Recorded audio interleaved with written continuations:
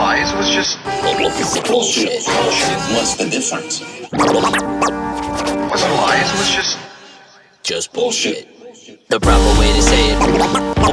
No lies, just bullshit. The proper way to say it. No lies, just bullshit. The proper way to say it. No lies, just bullshit. The proper way to say it. No lies, just bullshit. Who said liar? I said bullshit artist. And what's the difference? Because I don't lie. Ho ho ho, and welcome to No Lies Just Bullshit. I'm your host Nick Sports. Thanks for tuning in. I've never done. I do the yo yo yo. I've never done the ho ho ho. It's nice. Got Christmas coming in a couple days. Thank you guys for tuning in to the #1 tattoo podcast on planet Earth and shit. Stoked to be here. It's been a great week or 2 weeks or whatever. And anyway, first thing I want to do is first order of business. AllianceTattooSupply.com is where you need to go to pick up everything you need to run your joint, to run your tattoo shop. They have it. If you need it, it's there. Lineage needles, which are premium, top of the line. Cartridges as well. They have power supplies. They have table drapes. They have sterilization pouches. They have disposables. You name it, man. They got it all. And I, they take good care of us. Like they recently filled a pretty big order for me just to have some stuff handy in the gas station. But yeah, man, just, they are owned by tattooers and good folks. They support No Lies Just Bullshit. They support Alley Cat Tattoo and have for quite some years. And we're just proud to be affiliated with them. So, and it's, it's holiday time. You always want to put your money toward people that you can depend on. And those are those folks, man. So AllianceTattooSupply.com. Check them out for everything you need. And let me see here. I'm gonna be in Philadelphia in a couple of weeks at the end of January. I don't have anything lined up, so I'm trying to figure that out. So I might maybe one. I have one lined up, but I'm trying to do maybe 2, maybe 3 podcasts while I'm in town. It'd be great to link up if you want to get a drink, holler at me. But yeah, I'm trying to figure it all out. So not sure. Maybe I'll hit up. What's his name? Jay Goldberg, and see what he's doing. See if he's got any recommendations. But anyhow. So I got that going on. Of course, we got the Shenandoah Rose. It's going to be coming in later on in 2026, August 7th, 8th, and 9th. It's the first ever mini convention at Alley Cat Tattoo. It's called the Shenandoah Rose, and it's in celebration of 25 years of Alley Cat. So we're going to be wrapping all that stuff up. And I didn't think about it, but shortly after that will be 10 years of No Lies Just Bullshit. I'm pretty sure October next year is 10 years of No Lies Just Bullshit. I could be wrong, but I'm pretty sure, which is also very exciting, and I'll have something dope for that. But as of right now, it's the Shenandoah Rose, and I've been giving up one of our guests that's going to be there each week. And so far, I've announced we're going to have Mario Dessa, we're going to have Jeff Rasher, we're going to have Timothy Hoyer, we're going to have Brian McNeil, we're going to have Kylie Green. And the one I want to mention this week, let me look at my list, see who I'm going to give y'all. Let me see. Oh, my homie, Nick Hall. Nick Hall of Serpent the Rainbow will be tattooing at the Shenandoah Rose. And if you're not following Nick Hall, seriously, if you're into tattoos, if you're into, everyone at Serpent the Rainbow is pushing the game. But Nick's stuff, just like all the other folks there, has a unique feel, and it's modern and it's timeless, and I really dig it. And it's just, like I said, everybody at Serpent the Rainbow, but I'm just mentioning Nick because I've been hooked on his stuff for like the past year, and we've been talking a bunch and got a couple things from him, and he's gonna be the Shenandoah Rose. So don't screw up this opportunity to get a really nice tattoo from a great guy. And he loves the game. He loves tattoos. Like, he's in it to win it. What else we got going on? I don't know. I think that's it for right now. I want to say Merry Christmas. I want to say Happy Hanukkah. I want to say Happy Kwanzaa. I want to say Happy everything to everybody. I'm always feeling very, very humble this time of year, and gratitude is everything. And I'm just so grateful that Alley Cat Tattoo is able to operate in the space that we are. And the guys have this level of freedom to create, and we have top-notch guests. I mean, as far as I'm concerned, Timothy Hoyer, Chad Chesko, Tim Lehigh, Mike Wilson, these guys are all just an extension of our crew, like because they're there so often, and that means a lot to all of us, and it helps keep the creative juices flowing for all my guys. And happy to be in our neighborhood, happy to be in our building, and just like I said, gratitude's everything. Just to be able to be in that space and let everyone, do as they choose and expand on what they do and make themselves better all the time. It's just a great feeling. And of course, we have a studio space there, and we've been doing shop talks again with Andrew and Porter, and I've been doing some chronicles and other stories, and should be having some more stuff come out with my sort of my history and that sort of stuff in the future. So I'm excited about all that stuff. So thank you to everyone who supports No Lies Just Bullshit, who supports Alley Cat Tattoo. Really means a lot to all of us, and me in particular. It just feels great to be embraced. And now, like I said, I'm pretty sure we're approaching 10 years, and just the catalog that we have of incredible storytelling. And I say that with the utmost humility. It's not, I know I yap a lot and I tell some stories, but man, we've had just top-notch storytellers just bringing us this incredible history of tattooing. And I feel so privileged to have been able to capture those stories. So I want to say thank you to everybody. All right. This episode, Matty Goldstein, the homie. I feel like he's an extension of Alley Cat Crew just because he's around so much when we're doing stuff. And when we go places, he's just always there. I say it a couple times on there. I feel like I've known him forever. I feel like I've known him for much longer than I have. I feel like he's been tattooing for much longer than he has. And I'm surprised he hasn't been on already. But yeah, Matty drove down with his buddy Justin from Key City. And myself and those two fellas, and Porter sat in. Porter had some free time. And it's always nice to just have another person to hang out and chime in. And then, of course, Porter and Matty are buddies. And yeah, man, he just does top-notch tattooing. Like, he pushes himself. He paints a lot. He works hard. And that's what it takes, ladies and gentlemen. That's what the fuck it takes. You can't just he works with a bunch of hitters too.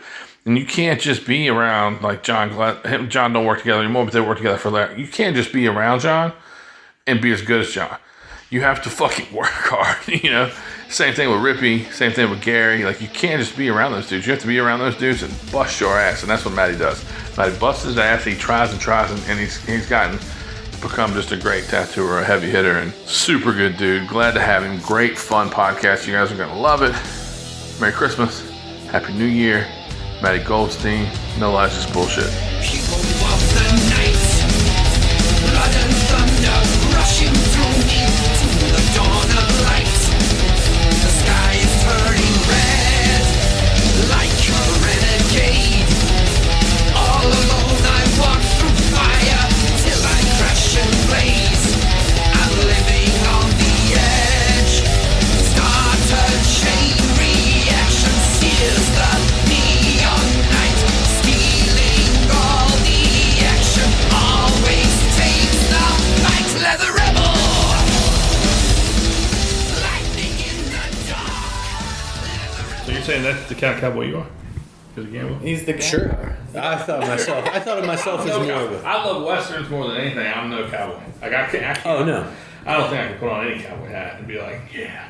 Well, I only had to wear one for a couple hours to, my wife's show. Right. Did she go, you're not a cowboy, she loved it? I never got one because I couldn't find anything. Like, everything I found was either, like, crazy expensive for something I'm only going to wear once, or just wasn't what I liked. And it didn't matter anyway because I brought a bunch of gear here to wear so that, she knew I got dressed up for it and totally forgot to do all of You that. should take the orange sombrero, son. Yeah, there you That would go. have been. I mean, if so somebody awesome. would have said it, I would have gladly put it in my car and forgot about it. Yeah.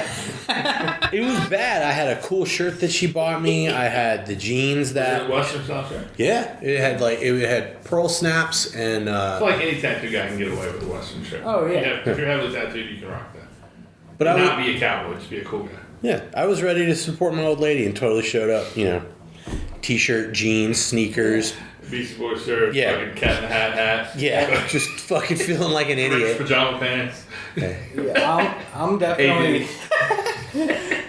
I'm full-blown Jewish cowboy. Like, I know I can't do any cowboy shit, but, like, I love cowboy boots. Love cowboy shirts, love cowboy hats. Are there any Jewish cowboys? I don't know. I'm sure there were God. a couple. I mean, Mel Brooks, kind of. He was the governor.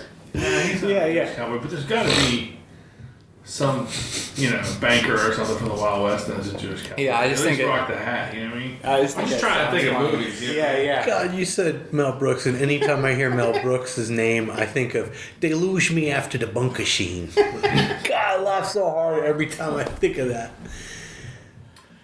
On a heavy note, we're gonna talk about Rob Reiner, poor guy. No. Now we want to go there. Well, I mean, you guys can, but- I just Let's say how watched. great he is. Yeah. I watched Spinal Tap 2. Was he good? It was awesome. It was, it's not Spinal Tap 1. It can be. It's everything. It had everything I wanted in it. It was very enjoyable to watch. It was funny. I It's saw one. him do like some late night shows, Uh-huh. like Kimmel and stuff, and it wasn't that funny. I was Okay. oh fuck. So I'm glad to hear that you enjoyed it. 'Cause Yeah, I don't yeah. expect the new movie to beat the old movie. I don't. Oh no. No matter Happy Gilmore was dope, Yeah, but it's of but- course not. but it's not the one. I would say the second one, I feel like they circumvent it. Like they did a lot of the stuff that you do in the sequels to successful movies like that. Yeah. But I think they did it in either outrageously forward way or in a clever way that just it didn't feel gross afterwards. Because the whole cemetery scene where Happy and Shooter finally see each other and just every tombstone is another Yeah, character. I fucking laughed hysterically, and it was if you explained that to me, I would have been like, that sounds terrible, I don't want to watch it. I laughed my face off. Hell yeah. The lady that fell out of the building, when he comes to her tombstone, she's like, "Help me up!" Fucking laugh. I forgot about that bitch. I don't even remember that part. I want to see it once. At the old folks' home. I know about that. I don't remember the cemetery scene. I was thinking you were talking about Spinal Tap at the cemetery, which they didn't try to redo that. I saw the first Spinal Tap a long time ago. I haven't seen They're the at second one. Elvis's grave and they're all trying to sing Heartbreak Hotel in harmony and they keep fucking it up. And it's just such a good bit. The best cemetery scene ever is a little known, but there's a fucking SNL clip where John Belushi is dressed up like an old man. They got him with a cane. He's talking like he's always got a beard, gray hair. It's snowing and he's walking up to Chevy Chase's tombstone and Dan Aykroyd's tombstone and talking about how each and every one of them died, which is kind of weird because Yeah. other than Gil and most of them are still alive. And of course he died not long after he made that skit. It's fucking crazy. I love Belushi, man. I like thinking that, how many times somebody said, I wonder how many times somebody danced on Chevy's grave in that, with that set. Yeah. Apparently he was hated. Yeah, medium talent. That's what Bill Murray yelled at him one time. Fucking great. Medium talent. Yeah, pointed at him and yelled medium talent. I don't know that for a fact, but word of mouth, it's funny. I feel like Trevor would know about that. Yeah. Trevor loves that, anything to do with Caddyshack. Mm-hmm. He's told me so much trivia about that show, about that movie. Caddyshack was good, but I don't know. Of all that old stuff, man, it's all Blues Brothers. I don't really care. I like Caddyshack. I love Stripes. That shit was funny. And it's a fact, Jack. Yeah. What's the one? Animal House is cool, but Blues Yeah, Brothers it's funny. is the one that I fucking just adore. You know what I mean? Yeah. Animal House, they lift up the table. They bring their dates to the club with Otis Day and the Knights. I gotta just pull the table up. Why we dance with your dates? Yeah. So I watched that movie 100 times, edit it for broadcast TV, record it off of broadcast TV. And the first time it's Porky's is the same way with me. I love Porky. Yeah, Porky's, I'd never seen Porky's unedited until I was in college, and I fucking cried with laughter. Oh, yeah. But in Animal House, when Otter and what's his name are talking about taking that girl out, and he just fucking reaches into the black bag and whips out that huge dildo and just sets it on the counter. I fucking laughed so fucking hard. And John Belushi smashing that dude's guitar is just like one of the funniest Like on the reactions. staircase? Yeah. He says, The funniest reaction to a dude playing guitar at a party. I gave my love a song that never ended, and he just... It's also like the first time that was addressed. You know what I mean? Yeah. It's been addressed a zillion times about how like this one dude wants to play guitar and try to like harness all the attention and shit. Yeah. Like, that's been addressed a million different ways since then. But that's the first time that I think that it was addressed. It was addressed perfectly. Yeah. Well, I mean, if anybody... I feel like John Belushi would be the guy that would be Yeah, like, he hands I him hate the this guitar fucking back. guy. But I watched The Princess Bride recently. Sure. Crusher. And yeah, just so good, you know? And my wife was kind of surprised because I'm not usually into like old fantasy movies, but I was like, So my brother's the one to talk to about Yeah. that shit. That's his jam. I don't like it, but I don't give a fuck. it's a good movie. I didn't realize it was Rob Reiner until I rewatched it. I'm like, oh, okay, he directed this. Just a little weird dude. Go ahead. So I was going to say, it keeps coming up. I keep thinking about, like, other people keep saying it, but Stand By Me keeps coming Oh, up in yeah. my life, and he directed that. Yeah. And that's one of my favorite movies. That's Jake's favorite movie. My son Oh, really? loves it. Sick. Like, it was the first kind of movie that he ever saw. He's 14 now. He was probably 12 when we watched it, 12 or just about 13. And it's the first movie he ever saw that really kind of went there with emotions and went there with like the feeling of camaraderie and having, you know, just the roller coaster that it is. You know, he had never absorbed anything like that. He'd seen like kids movies and action movies and whatever. Yeah, and like a great coming of age tale that finally Correct. struck Yeah. him. Yeah. And all of the humor in that, like, tracks with that age range. Like, Absolutely. it's like, Yeah, he they was said there. curse words. They said things that, Yeah. you know, you don't want a kid, like, as a parent or an adult, you don't want them saying, but those are all things. Yeah. And then, like, the different stories about, like River Phoenix's dad, like, beating him and stuff, like, are Corey, like, those characters, like, putting that in the plot, it actually worked, and it wasn't above, you know, somebody of those characters' age. Well, Steve King's a genius. Yeah. That was originally called The Body. The story was Yeah, the originally called book's The Body, or this short story. Yeah. So And good. apparently Reiner heard one of them, I think it was one of the boys, was playing guitar and was trying to figure out Stand By Me, and he was like, that's going to be the name of the movie. Oh, okay. There's other like, you know, didn't he direct Forrest Gump? I don't think so. I think he did. How about you? Came in fact checking shit? Sitting on your ass here, man? I'm teasing. I think he did. I could be wrong. Maybe he's the producer or something, but he's definitely involved in Forrest Gump. Robert Zemeckis. Yeah, so. Different He's good Rob. too. He's good too. Oh, yeah. Zemeckis is great. Anyway, Matty, how's it going? Hey, I'm great. Thanks for coming down. You want to talk tats? Let's do it. Yeah, well, we can talk. I can talk movies all. And I meant to say one more thing before we get it. Did any of y'all see the thing that Tarantino said about that fellow from There Will Be Blood? I did It's not. so fucking brutal. The dude's name is something Dan. I don't know. He plays the young kid, the preacher, in There Will Be Blood. I'm assuming you've seen There Will Be Blood. I haven't seen it since it came out. It's been a while. Brutal.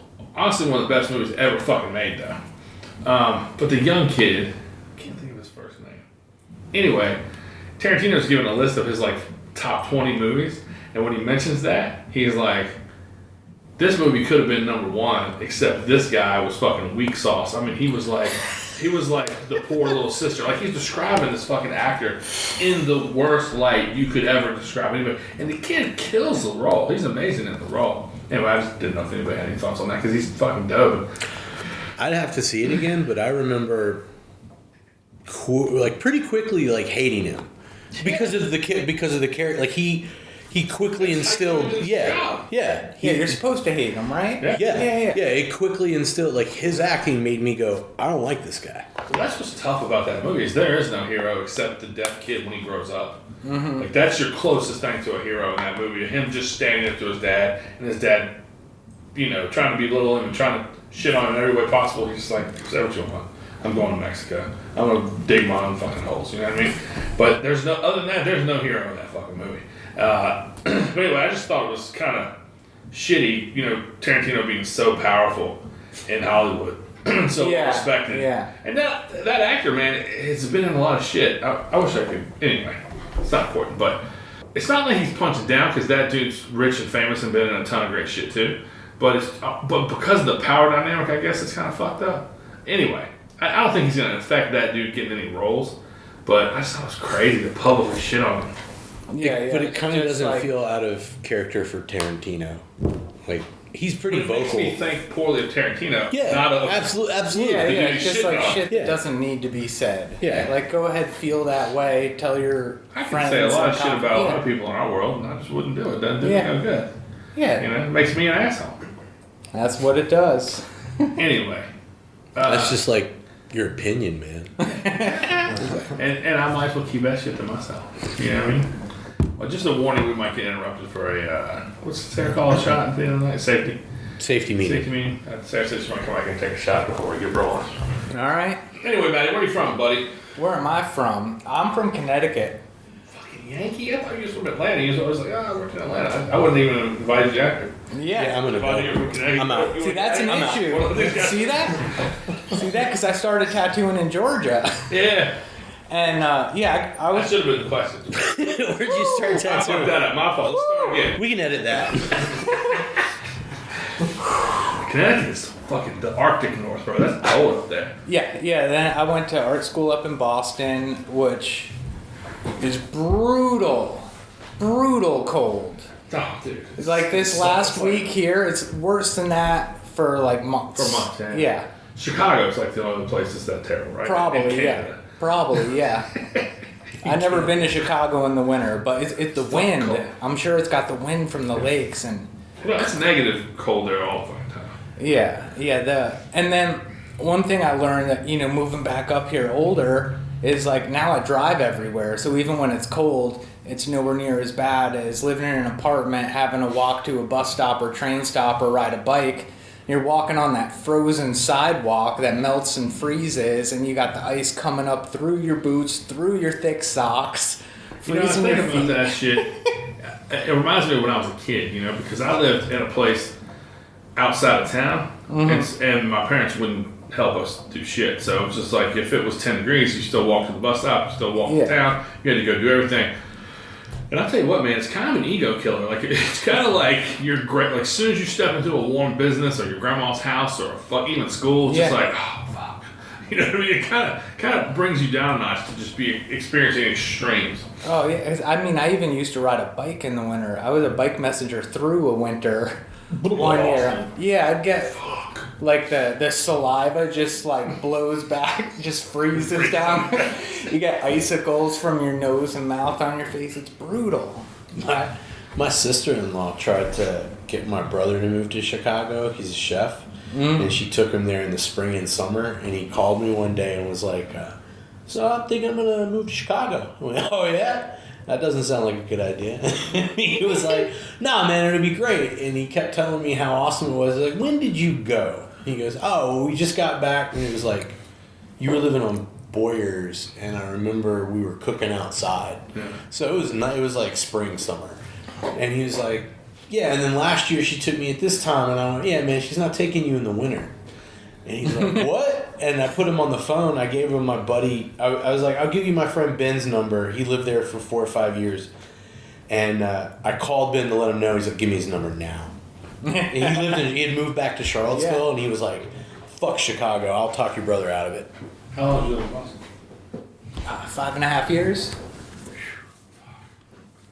I can't think straight when I'm not that far north. Yeah. That's what that's what Frederick told me. Well, in Richmond one time, Frederick was like, I can't think straight when I'm down south.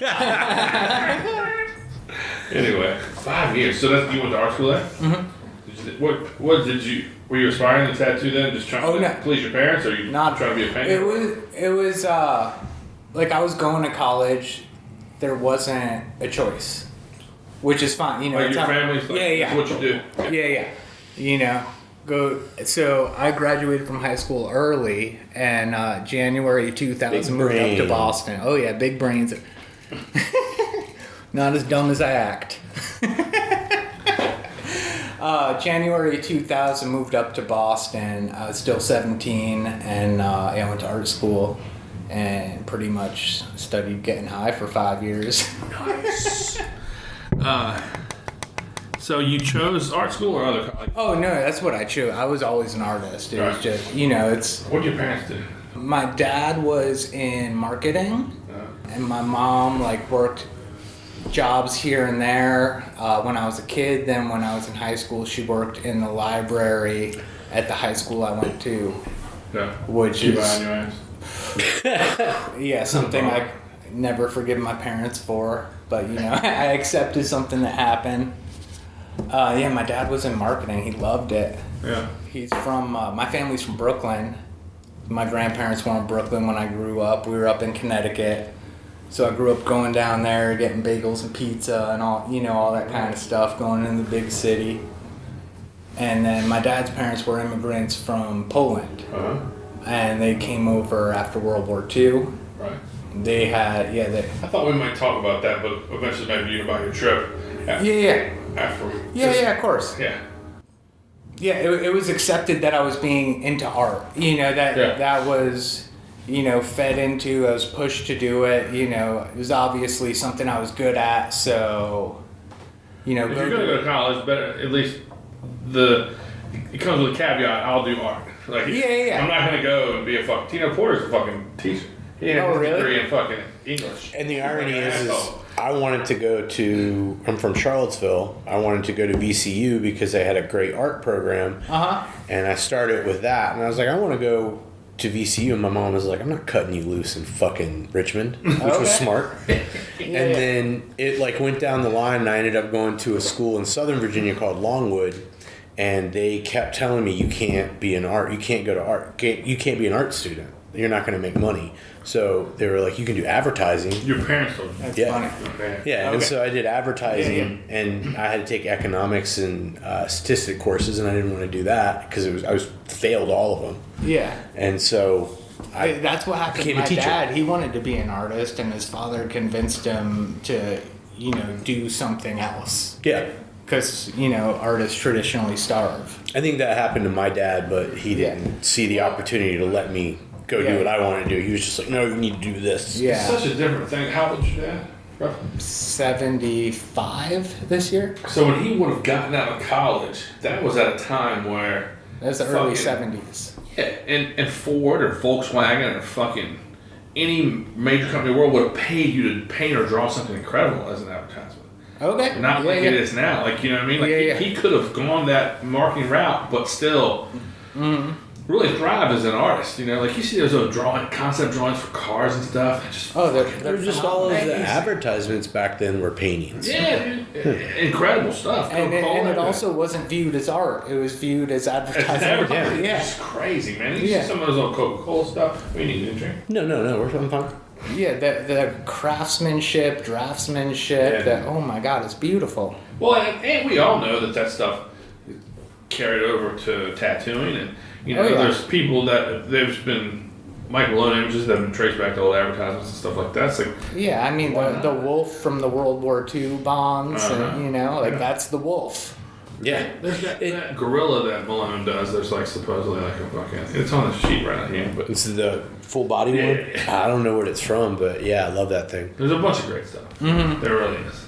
It's funny how all of that, like you're right, like it wasn't viewed as art. Like within its circles, within that industry, it was probably seen as art, but to the consumer, it was just an advertisement in a magazine. And then you fast forward a little bit. Well, to the art world, it was just an advertisement. Yeah, it was exactly. And then it gets like, you know, fast forward a little bit of time. It's so ingrained in our culture that it becomes art to the consumer again because they're like, well, that's nostalgic. Like that feels good. Mm-hmm. And then we also like, I mean, how many Dover books are based off of like copy free or old advertisements? Yeah. There's 3 torches, matchbox, and stuff, and lettering on a lot of that stuff. That's so ill. That's a great example. I have 2 or 3 books of like matchboxes, matchbooks, firecracker advertisement. You know, like shit like the Black Cat, the classic. Yeah. Cat hit. You know? That's your black cat. Yeah. Pinball machines. Yeah. You know, all that stuff. Yeah. I love that shit. Anyway, we keep getting away from Boston. So, you graduated? Yeah, I did. As most reasonable people do get away from Get away Boston. from Boston. Well, it was It was a really weird school. The program I did doesn't exist anymore, but I just did art classes and got a diploma in fine art, so I didn't get a bachelor's. Gotcha. I got, no academics. I pretty much just made art for 4 years. Hell yeah. And yeah. That's a shit. And then left college and got $10 an hour jobs. Doing what? I did. Like when you first graduated. When I first graduated, me and a girl got in a van and went to LA.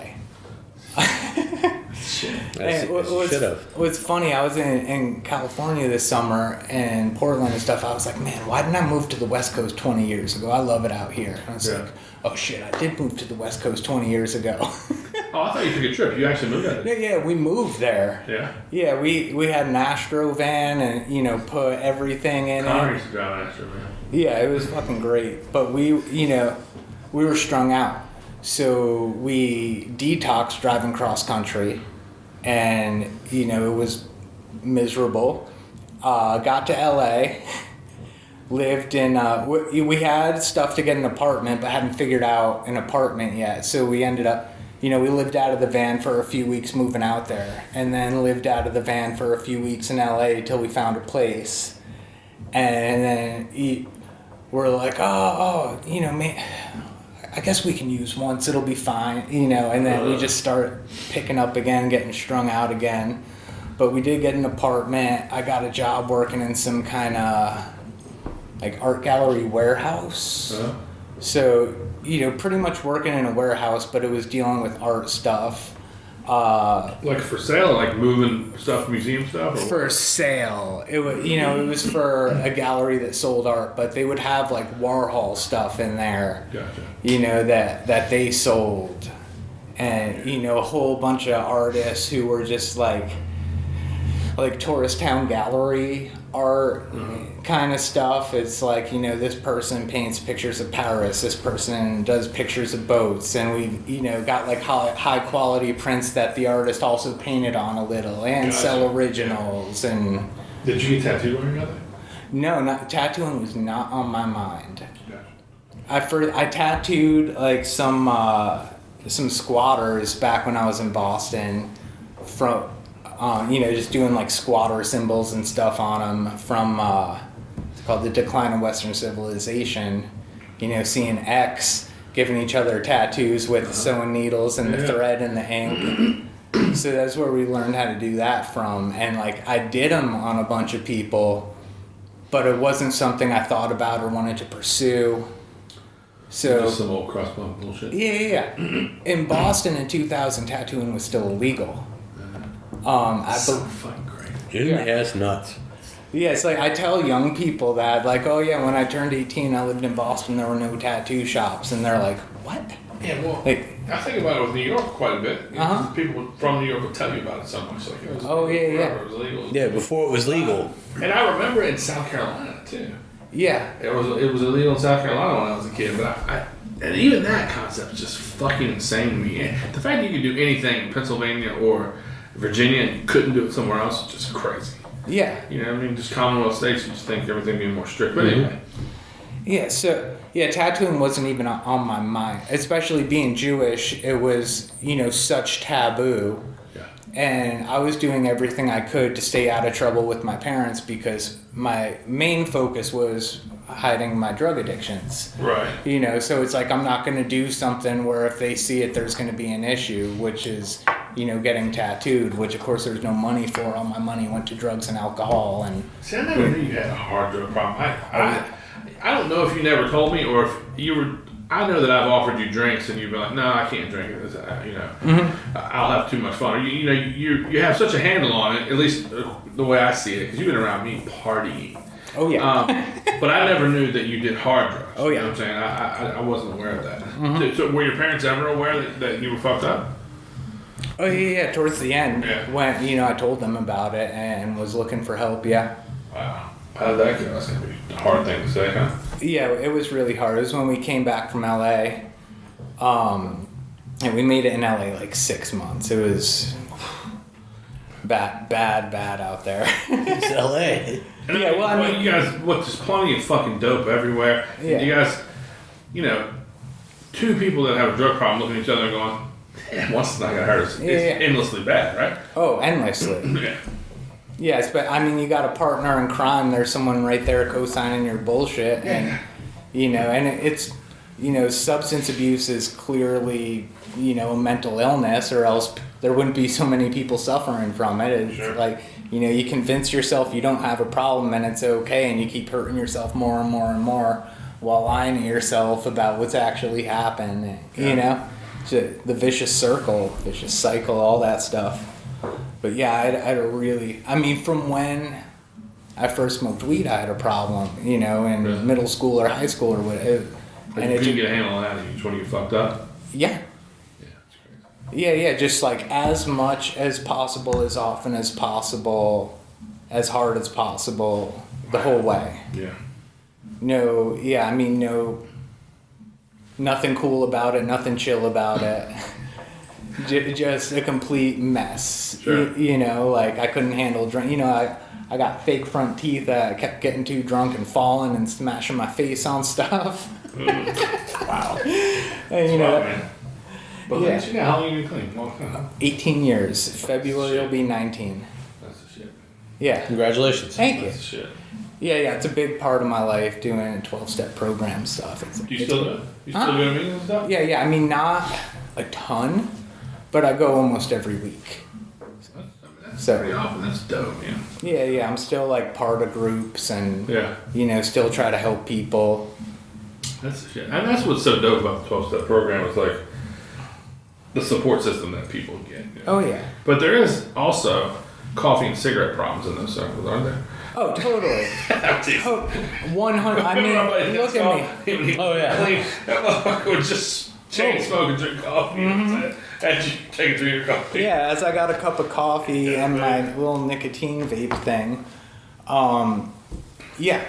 But it's like, this stuff is more manageable. Sure. Yeah, that was just a joke. Yeah, no, but it's true. It's true. You ever suck dick for caffeine? Yeah. Yeah. You ever suck dick for a cup of coffee? Like, Oh, man. That's some halfback, right? Yeah. Yeah, and I Ever mean, suck that's... suck dick for weed? And the reason I'm so open about that is so that people can, if anyone needs help, they know they can ask me. Sure. And I can help point you in the right direction or, be a support system or whatever. Because that's what it's all about, for me anyway, is trying to help the next person. Sure. It's like when I showed up not knowing what to do, some dude I didn't know helped me. And I'm sure it seemed impossible, man. Yeah. And you're fucking scared to ask for help, and you're just fucking Absolutely scared impossible. to not get fucked up, and all those things. Yeah. And someone helps you. Yeah. Fucking almost 19 years. That's off to you. It's dope. Yeah, like I'm not. I feel like I'm not old enough to have been clean that long. Yeah.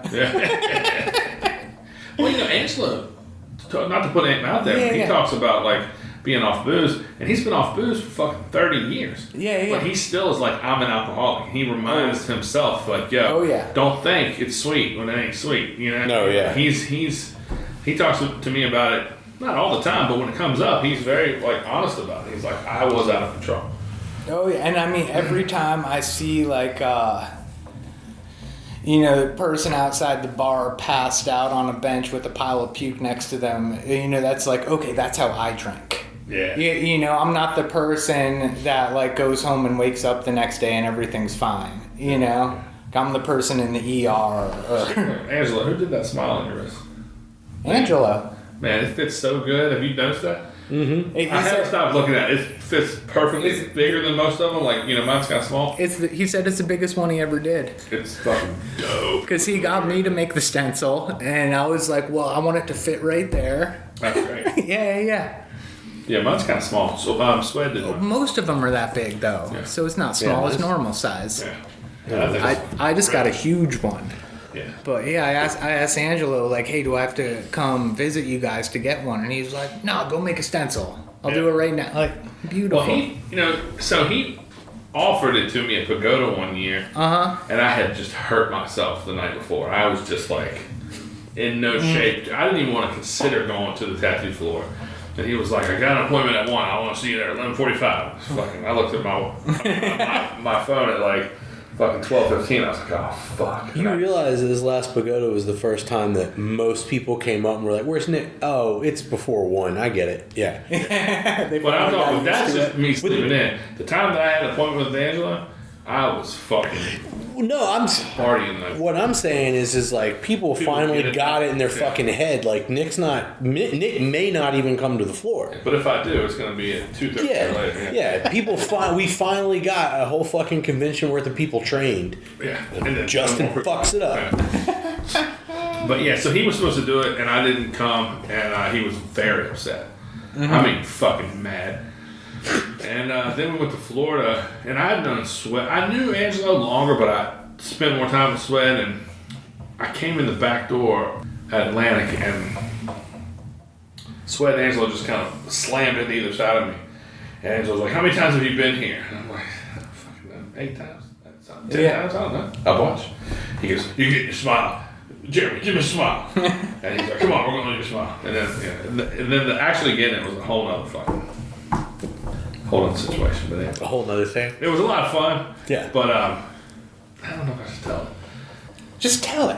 All right, I'll tell it. It's too late now. So, well, no, it's never too late. We can always cut it out. But Yeah. so Sweat's doing my smile, and Oliver Peck walks in there. Mm-hmm. And when we start talking, I can tell he's like not stoked. And he's like, "Oh, you're the one that does." You have some thoughts. Alright, you need a liquor? I'll take a beer. Cool. I can tell he wasn't stoked, and I was like, and he said to me, "Oh, you're the one that does that podcast." And this was before there was podcasts. This was like, no, that's just bullshit. And there's like 1 or 2 others, and they quit already. Yeah, I mean, straight up, when I first heard about the podcast, it was like, well, that's cool, but I'll never listen to a podcast. Yeah. You know what? Like, I didn't know what it was. I couldn't imagine. Like my brother used to tell me about podcasts. Yeah. I'm riding around listening Yeah. to a couple dudes talk. What is that? Lame. Yeah. And so I was like, yeah. And he knew me, and he knew him and Andy were friends for a very long time. And he was like, yeah, you just let anybody say anything they want on that show. And I was like, what's happened? What's the problem? And Sailor Eddie had said he wanted to fight Oliver. And he said, I don't realize this is bullshit. Uh-huh. But I didn't say it.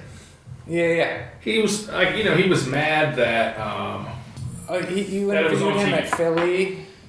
I recorded. Yeah, I remember that episode. I Yeah. recorded with him and Perfect Yeah. together, and that whole day was fucking wild. I had Richie and Sam Berenstain with me. Yeah. 2 of the quietest, sweetest. Yeah. You told me about the end of that. Just ripped anyway. So he said that he wanted to fight Peck. He didn't say his name. He said the guy with the toothpick. Yeah. And he said for putting our thing on TV. Mm-hmm. And I didn't think that. Number 1, I didn't say it. Number 2, I didn't think that it would affect Oliver. I didn't think it would make him mad. I really didn't. And Yeah. because Eddie's an older guy, he's been in the game since he was born, and I just thought Oliver's been criticized. Oliver could have been listening to that in a brand new decked out Range Rover. Exactly. Yeah. He I been mean, staring at his 20 motorcycles and been like, oh. Yeah. But anyway. he put himself on TV. You know, I'm Right, sure. and I'm sure he'd been criticized for that Yeah. before, so that's what I said. And he said no one's ever criticized me for that. And I was like, and Sweat was like, you're fucking bullshitting now. Yeah. That's not true. And, I'm not going to fucking argue with him. I didn't want it to make him mad, and I didn't want to be at odds with him. Yeah. But I also can't fucking help it. I didn't fucking say it, so Yeah. I really don't care. Although it wasn't my intention, I sort of got caught up in it a little bit. And so then Sweat finishes the tattoo, and I'm starting to walk out, and Eric Kirk walks up, and he looks at Oliver Peck and goes, you owe Eddie an apology. And Peck goes, for what? And he goes, out of respect. And so I just like dipped around them, bro, and just let, they can have that conversation. Yeah. You know what I'm saying? And I don't think Oliver had said anything publicly about Eddie, but there had been some grumblings. Anyway, Yeah. that's when I got my smile. And Swed just laughed at me. It was fucking great. Man, I watched Swed fucking get Angelo, Eric, Perfect, and Eric Desmond all at each other's throats. Oh, and Eric Inksmith. I watched him get... Was that Swed? Yeah, Swed was getting that at the at the 40th. At the 40th. He was getting them at their throats, and every once in a while, I was watching it happen. Every once in a while, Swed would just in a room full of people just look directly at me and go. They were making them fight about parking and food trucks. Yeah, just like little bulls. And just being, Just knowing what pushes their buttons and putting it out there to watch them go. I'd watch Swed like stand there for a minute and listen to him, and then he'd just start saying whatever, and they'd just start getting louder, and he'd just be like. Anyway, that's the sweetest smile I've seen. That's a good one. Well, thank you. Thank you. Gotta go. All right, so you leave Los Angeles, you're back in Boston. No, I didn't go back to Boston. I went back and lived between my parents' house in Connecticut and my girlfriend's parents' house in New Jersey, which was just a continuation of the disaster. Because I came clean about my problems and I needed help, but didn't actually accept any help. I kept where I lived. I was like painting houses with my friend's dad. You know how you always say painters are the trunks of the construction world? So my friend's dad was from Scotland, an immigrant, He like a bit of a drink, huh? Like to wet his bill a little bit. I get in the van with these guys at 5, 6 in the morning to go start while the sun's coming up, and I got my friend's dad, this old Scottish guy, yelling and cursing at me. You know how they can cut right through you? Oh my god! Just like handing me fucking bottles of Johnny Walker and fucking beer, and just like calling me a pussy and like, you fucking drink that now. And just like, I don't want to drink now. And just got this old Scottish guy cursing at me. You got any hard drugs? Yeah. I'm right there, man. But it was brutal. God, Johnny Walker first thing in the morning. Gnarly. Yeah, and I guess he was the kind of guy that like didn't get drunk until he mixed beer and alcohol. Like he could, just drink the whiskey all day and be fine, and then like once he had a beer, it took effect. And Oh shit! I thought you were gonna say the other thing: drink beer all day, and fucking have a drink and you shit. Yeah, I don't know how this shit works, but so yeah, I'd like be at my parents for a little, then go live at my girlfriend's parents. I got a job at a sign shop out in New Jersey.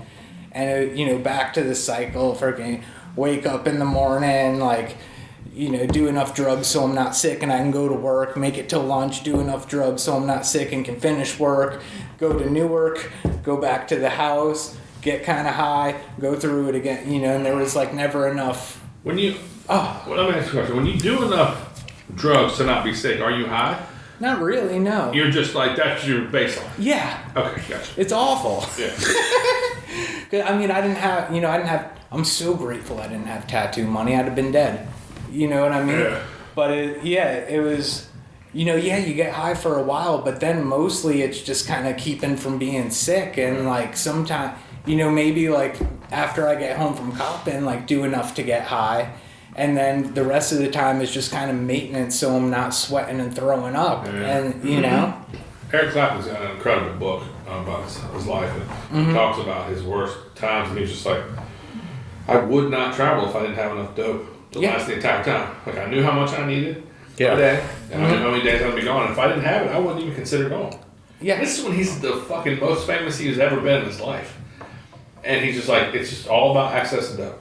If I did not have it, I would not go. Yeah. Fucking wild. Yeah.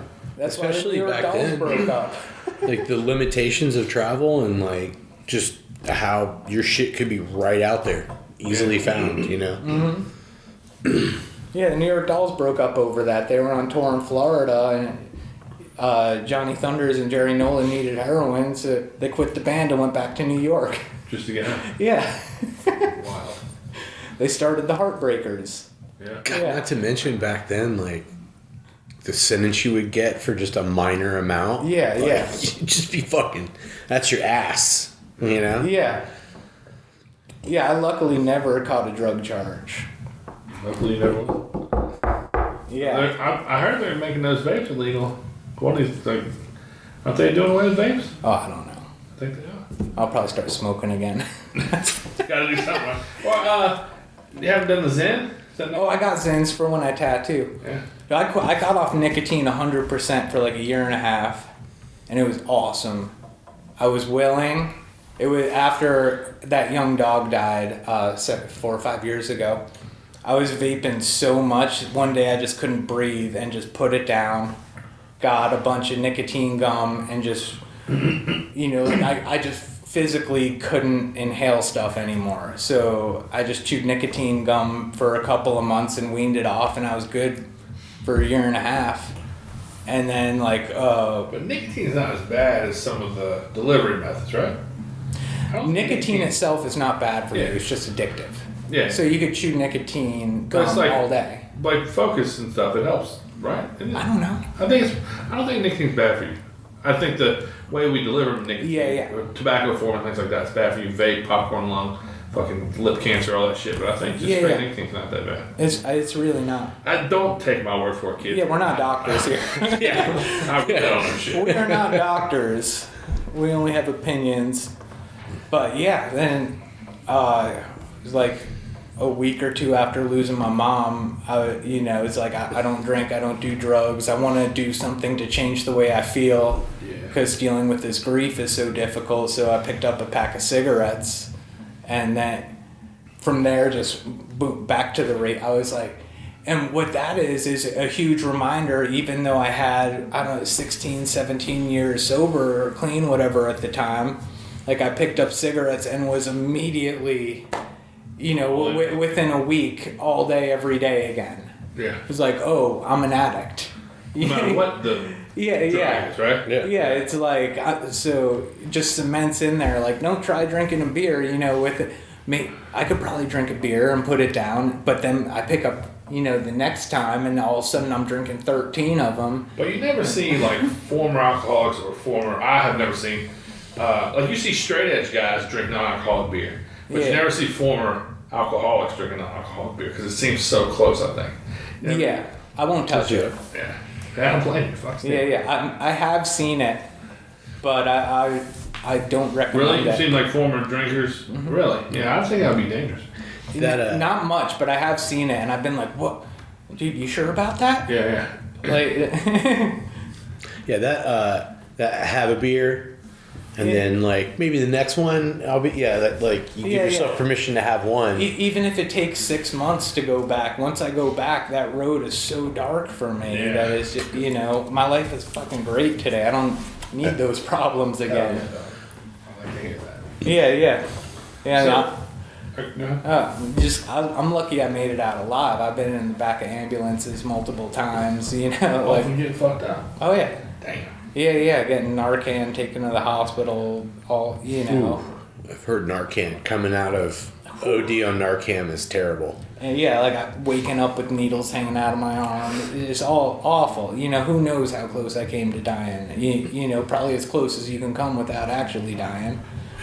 But can I ask you a question? Of course. Why do you think you did it to begin with?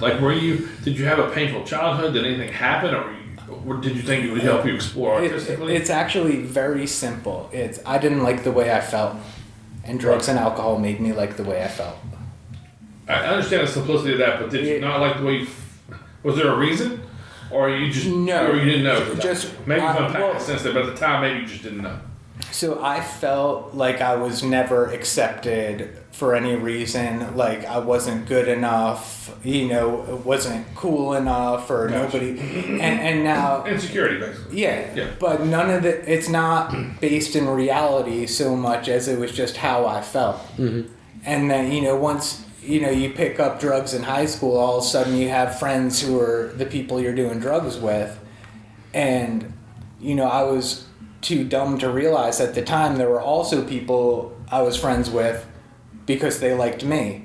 But I could only recognize that I was accepted with these people because I did these things with these people. So it was kind of my acceptance. Right. Yeah, similar to getting into punk rock and then going to punk rock shows. And, I'm into this stuff, so I'm accepted with these people. Sure. But, also it's like I'm hanging out with the people, drinking all the beers and smoking all the weed and taking whatever pills. And, that was the only way I felt accepted and the only way I really felt comfortable in my skin. Gotcha. So I didn't have any self-confidence. Gotcha. My problem's always been the opposite. Yeah. I need to chill out. Where you're from, where you started doing heroin, was it like super accessible there, or is it just you have to hunt it down? Hunt it down. And that started with being the accessibility of OxyContin. And then it's like, oh, okay, well, I've done that a ton of times, so I guess, why not, because of course I told myself, as a teenager, like, oh, I'll never do heroin, I know what it does to people in their lives, I'll never touch it. And then after doing OxyContin a ton of times, it's like, well, why not just do that stuff? Yeah. Cheaper and lasts longer. And, yeah. It's cooler. Yeah, well, there's that whole, and then there's the idea of like, okay, this is what my art is fueled through. that lie. That's what I was trying to get to earlier. I was wondering if that was I'm not trying to make this about drugs. I was just curious if there was a link, because so many people think that without heroin, Nevermind would have never gotten written, the album. You know what I'm saying? Like there's people who think that without certain shit, you wouldn't have Jimi Hendrix or Pink Floyd without psychedelics. Some people directly attach their artistic output to their drugging thing. Oh yeah. And I was curious if that's what I believed it 100%. Yeah. Yeah, and I mean like, and I just want to give Bob Dylan all the credit in the world. He gave the Beatles weed, and then just like changed music for the better forever for all of us. Yeah. So thank you, Mr. Zimmerman. Yeah. I like thinking of that. That Lenny Bruce quote where he's like, you don't like drugs? All that music you like, everybody that wrote it, real fucked up. Oh yeah. All right, so when did you get your first? I don't want this to be about drugs. Yeah. Let's talk about tattoos. Ripper at that. So I didn't get tattooed till I was 24 years old. I was living in Florida. I went down there for rehab, and ended up living there for 3.5 years. Just learning how to be a human being. Went through the halfway houses, blah blah blah, all that in Florida. stuff. Learn how to buy groceries and shit. Yeah. No, for real. Like I go to the grocery store and be like, I don't know what to. That's literally what a halfway house is for, right? Yeah, because, I used to go to the grocery store and buy macaroni and cheese and the day-old muffins, and, that was it. It's like, okay, let's learn how to be a human being. Yeah. I learned how to go to work, learned how to get to work on time, work while I was at work, not steal from work while I was there. All these basic, It's so funny, because you're always such an upbeat, happy dude, and it's just hard to imagine you stealing it. Yeah. Oh, yeah. Yeah, and I... haven't stolen anything in years, and it's I'll like that, bro. We did that. I accidentally took some shit from the self checkout at Lowe's and like get home. I'm like, oh, I don't remember buying this. It's not. Oh shit, I gotta bring it back. Yeah. And I'm not saying I'm perfect, but like I'm pretty good. But you're honest. Yeah. I think that's a fucking baseline. So yeah, I had we met a guy through the meetings who was me and my buddy Anthony. This guy was from a white supremacist family and had a bunch of swastika tattoos, but he was a recovering addict who was also a very blatant homosexual. Okay. And it's an interesting mix. Yeah, he got into recovery and he knew he was gay, but like he got there a few years before me and had to learn to not be racist. He had to learn that. Yeah. He had... Crazy. Yeah, I mean, I have no idea what that's... this guy... I think that goes with right and wrong, but apparently it doesn't. Yeah, I mean, I don't know what it's like to grow up in a situation where you're he's indoctrinated, you're right. You said racist family, so he's been indoctrinated to feel that. Yeah, like his dad tattooed a swastika on his chest when he was 15. And that dude. Yeah. God damn. And yeah, this guy, changed his life around, and so I don't really remember how he was involved with tattoo artists, but he took my buddy Anthony to get like a free tattoo somewhere, and then it was like, oh, I could go get a tattoo, free tattoo somewhere. I was like, fuck it, I'll go get tattooed. Yeah. So I went and got tattooed. And it was awesome. What'd you get? And I got this, which was it was a logo from an artist collective I was in with a group of friends. We used to do a bunch of art shows and stuff together. So it's just kind of, a memory of that. Yeah. And then I went and got another one, which was this one, which is like Also pretty fucking cool. Yeah. Skull and Wings. It should be a little bigger, but That's fine. from this old Japanese punk rock band, Gizm. And then I kind of got the bug. I met these people, Paul Holland and Megan Fernandez, who worked at Big Kahuna Tattoo at the time in Boca Raton, and got like Paul tattooed this Elvis on my arm, and then he did a goat on my stomach, and then Megan did the pharaoh horses with the girl head on my forearm. And you just tattooed her. I just tattooed her at Norfolk. It blew my mind. I loved it. You were very happy about I was that. stoked. So she must have been tattooing a long time, huh? Yeah. She's actually like a year or two younger than me, but she started tattooing like right around 18. Cool. So yeah, she's a 20+ year tattooer now. Awesome. What you doing there? What did I do? It just like a weird tribal thing to cover stuff up. Yeah. Cover up some old stuff. Cool. But yeah, it was awesome. She wanted to pay me on Venmo. I charged her $5. Like, come on, You said she was the one that like introduced you to good tattoos. Yeah, her and Paul. Yeah, it's like I went there and started seeing the Sailor Jerry stuff and the Hardy stuff, and then they gave I was like, guys, I think I might be interested in this because I was making art at the time and I was trading them artwork for tattoos as well. And like I started seeing the machines and being like, what is that thing? That's kind of interesting. I like tools. I was into woodworking and all that kind of stuff. I've always loved tools and machines, and so it's just I just started getting like more and more into it. And they sent me to Kinko's with like Burt Grimm books and Sailor Jerry books, and like It's like stuff to reference thing. Huh? Yeah. That's fucking cool. Man. Everyone, I say it all the time. You've heard me say it a bunch. Somebody's got to turn the lights on for you. Yeah. You could be into tattoos, you can dig what you're seeing, but still be naive to what makes a great tattoo. Oh, I was that way for a very long time. Andrew turned the lights on for me. Would you say he turned the lights on for you too? Oh, by far. Yeah, by far. He definitely was the guy in our lives, a couple of years apart. But Totally. and as he became more knowledgeable and aware, I became more knowledgeable.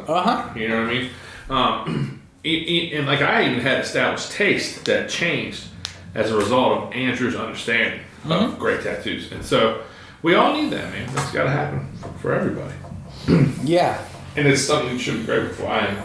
Yeah, and it always will. I mean, to everyone who helped me, and it just so much gratitude because no one had to help me, and I was determined. And when I first got, my hands on some tattoo equipment, it wasn't mine, but like I told, my friend Paul, like, hey, there's some tattoo equipment. I think I'm gonna try it. It was like, Matty, don't do it. You're gonna scar people. You might give them infections, whatever. You're gonna fuck people up. Right. Don't do it. It was like, all right. Did it bum you out, or did you respect his? No, I respected it. Yeah. I probably said so and so was a tattoo gun. I didn't know yet. Sure. That's what I'm saying. We just don't. Yeah. You just don't know. And then, it took me. So they gave me like the ins and outs of what to look for in an apprenticeship as well. Like, okay, we can't teach you to tattoo here now, but what we can do is tell you like. And they told me if you go in somewhere and they're asking for money, don't do it. Right. Like this is how it's supposed to work. Yeah. And I know plenty of great tattooers have learned through paying, but that's... I learned that by doing this show. Yeah. I didn't know that. Uncle Tom was the first person that I ever sat down with that was like, I think he paid $3,500 or $4,200 for an apprenticeship. And I was like, what? I didn't even know that. I thought only suckers did that. But there's actually a bunch of great tattooers that are, your own colleagues and shit that you rub shoulders with who've done that. Oh, yeah. I didn't know. Like I said, I learned a lot from doing the show, just talking to people. Yeah. And then, so my wife and I, we weren't married yet, but we were like, all right, time to leave Florida. We moved up to Athens, You guys are Georgia. both fair skinned. Fair-skinned? Yeah. In other words, it burst Yeah, into get the fuck out of flames. there, bro. Yeah. Fuck it. Well, George is still a little too I tan pretty well though. I don't. Yeah. That like the Jew comes out when I'm in the sun, But my wife, she's just Just straight burns her right up. Sounds like that cup. Yeah. So yeah, I had an old friend who lived there, and we visited, and we're like, all right, move here. She went to nursing school, And where in Florida? I mean, Georgia? Athens, Georgia. Athens, Georgia. Cool. And you know, it took me 2 years at least from deciding I wanted to learn how to tattoo till I got in the door to shop. You know, Tough road? Tough road. Painting old flash. You know, going into shop after shop after shop, And just getting no. There was one shop that told me, you know, for whatever amount of money, they'll set me up to do tribal out of my kitchen. Whoa. And you know, thanks to Paul and Megan, I knew not to do that. Yeah. And, you know, Man, it's crazy though that you listen to, because sometimes, you know, you think you just get desperate.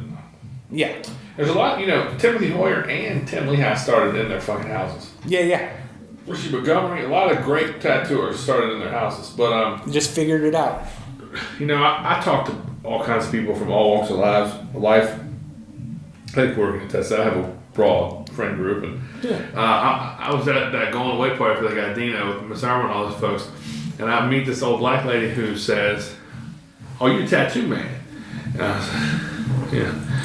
She's like, my grandson does tattoos. He's 17. Oh, yeah. And I was like, that's a bummer. He should not be doing tattoos. She was like, well, why not? And I said, because he don't know what the fuck he's doing.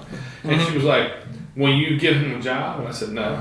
She said, will you talk to him? I said, sure, I'll talk to him if from now until the day he turns 18, he doesn't do another tattoo. He needs to take the shit he has and drop it in the trash can and stop doing tattoos. And she was like, well, I can't really ask him to do that. I was like, yeah, you can. You can tell him to do that. You're his grandma. You can tell him to do that. And she was like, yeah, but that's unrealistic. And I went, not if he wants some advice from me. Mm-hmm. So the other day I get, Ireland walks into my office, I tell you this, with a sticky note, and she says, hey, this lady called after you said that when her grandson turned 18, you give him a job. Like, yeah, that's not what I said. No, but and so I didn't even call her back. But but I would have taken the call and given her advice if she told me, hey, he did that, and I just would have told her when I told everybody, get a bunch of tattoos. Mm-hmm. If you build relationships through getting tattooed, you'll figure it out. Yeah, It's the thing that nobody understands. if you want to talk to a tattooer, book an appointment. Hey. But nobody, like, it's really hard for the general public to swallow the pill, like, That I can't just have it. yeah, well, not just that, but it's like part of the process is just proving you're a good fucking person and we can stand your ass for more than a couple of hours. Yeah. Like, if I can stand dealing with you for like 3 or 4 hours at a pop, I'll consider talking to you about it. That's on our side of the fence. Yeah. The other side of the fence is, sure, I'll give you an apprenticeship for $3,500, or sure, I'll give you an apprenticeship to be my slave for X number of times. Mm. Sure, I'll give you an apprenticeship if you show me your tits. Sure, I'll give you an apprenticeship for whatever other selfish reason that they have to sort of just weave you into their fucking cult of telling you that you're the greatest. Or, you know, the person telling the teacher, and it's just all fucking bullshit, man. But people don't believe me when I tell them, like you're saying, that there is. That's how Porter got a fucking apprenticeship. Yeah. But it's like a cool guy getting tattooed. And it's not that I was cool. It's not just that I was a cool guy getting tattooed. It's that Super you cool were guy. And you were handsome. dashing. I wasn't trying to fuck him, I promise. But you know, like you didn't, like you and Troy didn't hire an employee. You basically said, all right, you're our friend. We already knew you and trusted you, and you've proven yourself as a person. And that's where it comes down. It's like, God, I got to spend how long in this box with you?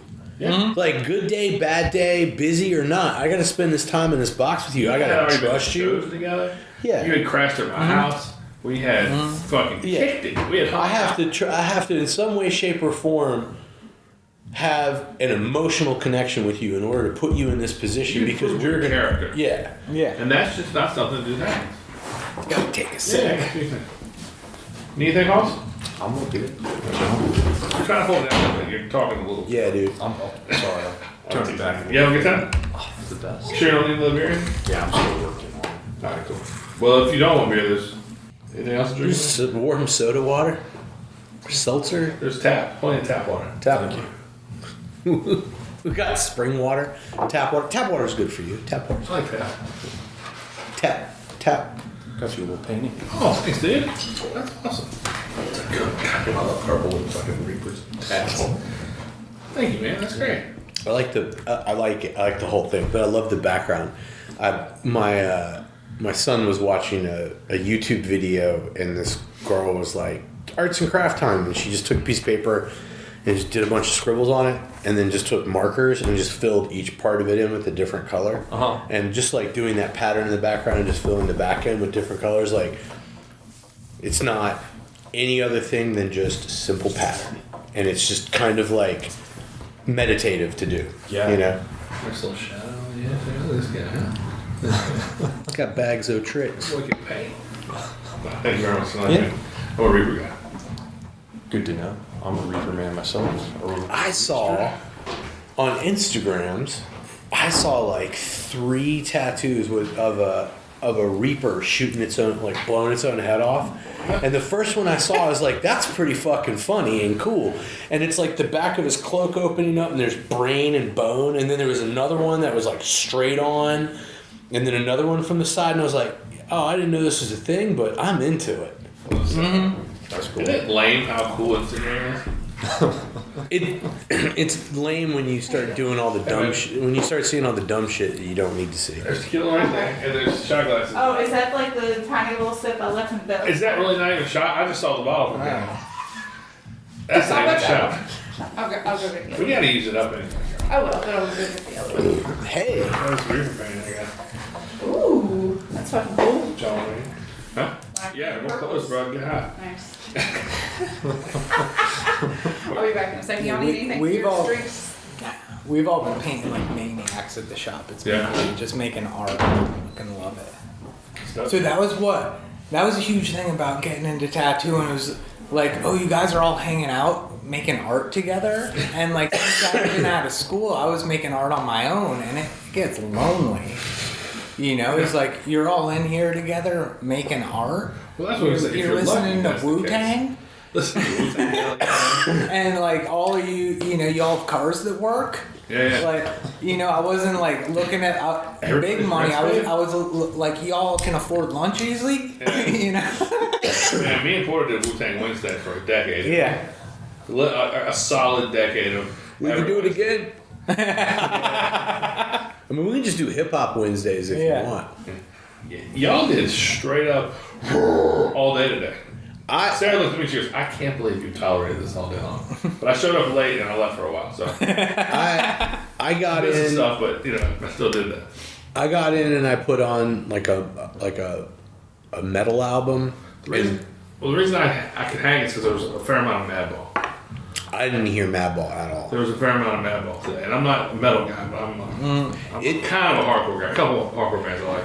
I put on Isis, Wavering Radiance, and Sarah put on this band called Overcast, and it was like either like good music, or then it would just all of a sudden be like whatever that Shadow Falls kind of stuff. Kind of shit, yeah. Yeah, just like new punk metal. It was just like every once in a while, I was That's just not like, metal. That's some. Oh, please don't argue about the genre. I would love that. I saw. Yeah, that really is nothing. We can argue about that all day. I saw that's not a shot, that's a smell. Yes. I saw Madball play with Hatebreed in the late '90s, and I was like a skinny kid. I was tall, but like I was skinny. I got pummeled at that show. Yeah, I was saying, my afraid you're getting shit beat out of you. Whew, I wasn't afraid. It's just how it was back then. Yeah. I went I've seen to them multiple times. That's been insane. Yeah. Every fucking time I've seen them. I went to DC to see Madball and Hatebreed back a long time ago, and we missed Madball. And it was my brother, the girl I was dating, and my brother and the girl I was dating and I. And we got there and we're like, oh fuck, we missed Madball. Traffic was bad. I was like, I'm gonna go to the bar. And I walked 10 feet away to the bar. I turned around and looked directly at my brother, and this fight breaks out in front of him. And of course he's just like, awesome. And he said that, so like the fight goes around the wall, like it goes around the bar towards the door, like security's involved, and they're dragging this ball of people fighting. And so they get to the end of the bar, and this little Puerto Rican boot skin, like this sharp, just like chugs his beer, smashes the pint on the ground, puts a foot on the stool, and launches himself into the air, like anime style, and just punches straight down into this pile. And so I'm like, what the fuck happened? I go to my brother, I'm like, what the fuck happened? He goes, there's this black guy just standing there. Or no, I'm sorry, there was this dude with a wife beater on, this black guy, big black boot skin, walked up to him and what the fuck is that? And pointed at his chest, and he pulled his shirt down, and he goes, it's a fucking swastika, you. And he had a swastika tattooed on his chest. And so this dude just went to whipping his ass. The only Favorite part of the story. yeah. And so the lead singer of Madball comes out, and he's like, guys, what the fuck? A fight? Like, do you know how hard it is to book a hardcore show in DC? Do you know how much work this fucking talk took? Like, it's been 20 years and da-da-da-da-da, and you just hear in the background somebody goes, he was a fucking Nazi! And he goes, oh, well, he's out front. There's no admittance back in. Hate Beard will be back on in a couple minutes. Like, all right, if we lose the opportunity to play in DC ever again, so be it. Yeah. Nazi left toothless. And then they were able to play Baltimore anytime they wanted to. There you go. Oh, yeah? Yeah, there used to be, I don't know if it still is, there used to be a bunch of hardcore crews in Baltimore because if you went to go see a hardcore show at fucking Auto Bar, it was insane. Oh, I believe it. Yeah, and that was the last time I saw them, was at Auto Bar. It's so crazy to me that you saw Madball. Like, you don't listen to hardcore. I do, some of it, but never around me. I fucking love Madball though. Me too, that's tough. Caitlin loves You like it too. old boy. It's You weird. like Frederick. I mean, Freddie's not bad to look at, but, you know. I know this motherfucker right here. Yeah. Speaking of people you love, Matty, episode, I know he's one of your favorite tattooers. He's one of my favorite people in Yeah, general, yeah. yes. So, it's about time. I know, I'm stoked to be here. Generally speaking, Sarah likes it. Matty? To Maddie. To Matthew. Cheers. And Justin Bush. Right. Hardcore was nuts in Connecticut, Massachusetts, New York, New Jersey in the 90s was nuts. I was never really into hardcore, but it was like, I was into going to shows, you know, punk rock shows, and it's like a way to get out of the house. It's like, okay, hardcore bands are playing, fuck it, let's go. Yeah. You know? First time I saw Madball was in New England, and that band that he was talking about, they played Overcast. Overcast, but too. The dude that sings for Shadows Fall used to have a hardcore band, and that was his band. Okay. Yeah, and that's the first time I saw him. Yeah, were they from Boston? Yeah. Yeah, I remember like people like people on the streets used to hand out like demo CDs, getting like a Shadows Fall CD from some dude being like, hardcore. Yeah. But yeah, FSU was around back then. I have no idea what's going on with that stuff now, but it was like I got pummeled at some shows, you know? Not like singled out and beaten, but just like pummeled by everything, you know? Yeah. It was a crazy scene. Speaking of Boston and hardcore, do you know Kevin Borowski? Yes. The best. Yeah. That's just all I gotta say. The best. Yeah, he's all, and that accent, dude. The Rhode Island accent, the Rhode Island accent's like a Boston accent that's harder to understand. He's great, man. His episode, No Lies Just Bullshit, if you haven't listened to it. Oh my God. To everybody listening now, please, it's amazing. I could just listen to people from Boston and Rhode Island talk all day long. Yeah. And like, you know, people from Brooklyn too. And so like my parents kind of like got rid of their... Yeah, they like got rid of their New York accents, but words would still come through. Like my mom always called coffee. Coffee. You know, coffee. Just like certain things would just come right through and be like, "Yeah, you're from Brooklyn." I love those accents. Yeah, I'd love any kind of accent, really. Yeah. Anyway, so where were we? Athens? Yeah, we moved to Athens, Georgia, and I spent like 2 years pounding pavement. I met my friend Graham Bradford, who, you know, I credit with teaching me how to tattoo. I got tattooed by him. Listen up. You want to meet tattooers, go get tattooed. So I got... You said that a minute ago. We just kind of kept going, but it's true. It's like, when I say that to people, they say, oh, you're trying to get money out of me. I'm like, if you love tattoos so much that you want to be a tattooer, why aren't you getting them? Yeah. They're like, oh, you're just trying to get some money. Yeah. It's trying to fucking give you the key to the city, you dumb motherfucker. Yeah. And so he and I really hit it off over the kind of artwork I was doing at the time, which involved a lot of woodwork. And I was still working at sign shops. Man, I spent a total like over 6 years working in sign shops doing all that stuff. So I was using like taking pictures and like cutting vinyl and making images and building my own light boxes and stuff and doing, you know, what would be on the sign out front, but just making artwork for, you know, the sake of being artwork. And he was doing a lot of woodwork at the time and using like drawn images and then like putting blue tape over it and then cutting out like the dark section and staining it, then cutting out the next section and staining it lighter. So he was doing like wood stain artwork and I was doing cut vinyl, and they kind of just meshed together and we started making art together like all the time. And he started teaching me that the shop he was at didn't accept apprentices. Right. But he started going through machines with me, showing me like how to line them up. And, you know, he wasn't like, here, tattoo out of your house. But, you know, just started talking to me about tattooing and teaching me about tattooing. And his tattoos he could, you know, draw circles around people. And you know, he's awesome. He's in Fort Lauderdale now, that area, and, you know, pulling it together. But, so then I finally got through the sign shop. We ended up making a sign for a shop 20 minutes outside of Athens in a town called Statham, Georgia, which is Helltown. The zip code was something 666. People called it Helltown. Don't move. You can't leave here. If I move, I'm definitely moving there. No, you're not. You don't want. I probably don't want to live there. No. You don't want to live there. No, I mean, I went into the antique mall. Notice there. he's still not there. Yeah. Yes. Yeah, the antique mall had like one of the booths had like a Nazi uniform in it. I look at it and I'm like, someone made this in their house. This ain't World War II. Wow. Damn. But so we make a sign for this tattoo shop, and I'm like, hey guys, I'm trying to learn how to tattoo. I show them all my paintings and stuff, and they're like, cool, you want an apprenticeship? Come on. So I got in there. Exactly what you're doing for. Yeah. Yeah. Yeah. And, you know, none of them knew how to tattoo, but they let me in the door. Yeah. And, you know, that was what... And the instruction I got was terrible. It'd be like, okay, you know, how do you pull a clean line? They'd say, oh, what you want to do is take half a Xanax.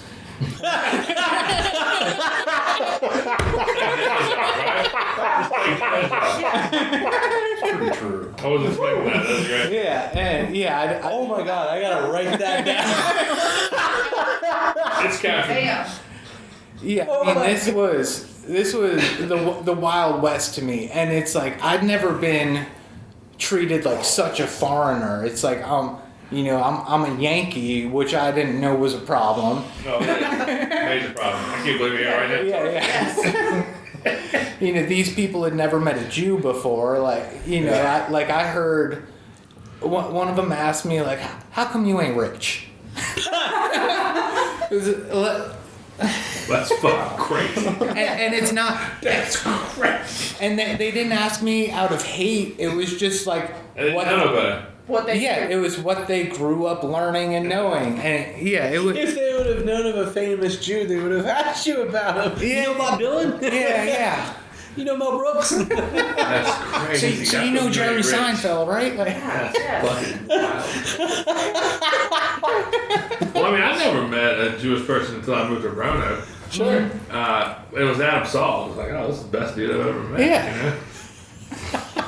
That's crazy. How come you ain't rich? Yeah, it was, and these people, like, they were into, like, betting on cockfights, and, like, there were guns in and out of the shop all day, like, a bunch of meth, and you know, I told, you know, I was, like, 4 years sober at this You want to point. move there still? No, I was Yeah. just taking like the good old days. Vacation there, right? Yeah. Vacation there, right? The good old I remember working at a shop that, you Yeah. know, there was meth and dumb shit going on. Yeah, guns and meth. It's great. Yeah, they were piercing like underage girls' nipples in the back room. Like, Yep. just Alright, I'll see you later. I definitely have been in a tattoo shop in Tennessee one time, selling body jewelry, and this girl came in. She was like, I want to get my belly button pierced, but I don't have an ID. I was like, "You got tits, don't you? Let's see them." And she just flashed her titties in the fucking lobby. He's like, "Come on back," straight up in front of me and Troy. We were I was like, "All right." He's like, "Well, if you're 18, then there's nothing wrong with seeing, titties." So she must be 18. Or else she wouldn't show them. You see my logic? Yeah. It's like the Salem witch trial, but with tits. Yeah. Okay. She float. She's 18. Yeah. You tie a boulder to her, if she sinks, she's a witch. Did you tell them to keep drugs away from you, or you just? Oh, yeah. And they were just like doing the thing. Yeah. And I mean, they kind of hid it from me, but, also kind of knew what was going on. But, But I mean, that's your responsibility to stay away from drugs, but you also want to put a certain amount of trust in the people around you. Oh, yeah, to yeah. not put you in a fucked up situation. Well, and I was very aware of where I was and why I was there, and it was going to last until I could get to the, Sure. And then, that shop lasted 6 months, crashed and burned. It ended up being a fly-by-night. And then I got a job down the street. So the first guy I worked for had quit down the street and, opened up. And then so I went down the street to where he used to work. And that was a little better. Yeah. So yeah, worked for a guy named Austin Davis. He's down in Daytona now, still tattooing. Justin. And there, he could tattoo, but there, it was still drinking at the shop all day long. There was, whoever was selling the, I don't know what the hell these pills. It was Drugs. some kind of opiate pills. Like the dealer would come and take naps on the lazy boy and. All that kind of stuff. Still guns coming in and out all day. But he knew how to tattoo a bit, and I learned how to tattoo by tattooing. No one really told me. Yeah. I did a lot of bad tattoos. I did not know what I was doing. I didn't know what made the designs work. It was just like, it's my opportunity, I'll do it. And then Kylie had ended up working there before I worked there, and then she came back while I was working there. So it was kind of like me and Kylie, and then this, element that we both didn't want to be involved in. Yeah. She wasn't sober, but she also wasn't. She wasn't, doing opiates and drinking all day and, dealing with guns and all that kind of, And man, I always thought she was lame. no fun, that Kylie Green. Yeah. And it was just like so great to have someone else there who was. Can you like ballpark what year that was? So I started tattooing in 2011. So this would have been like 2012. Okay.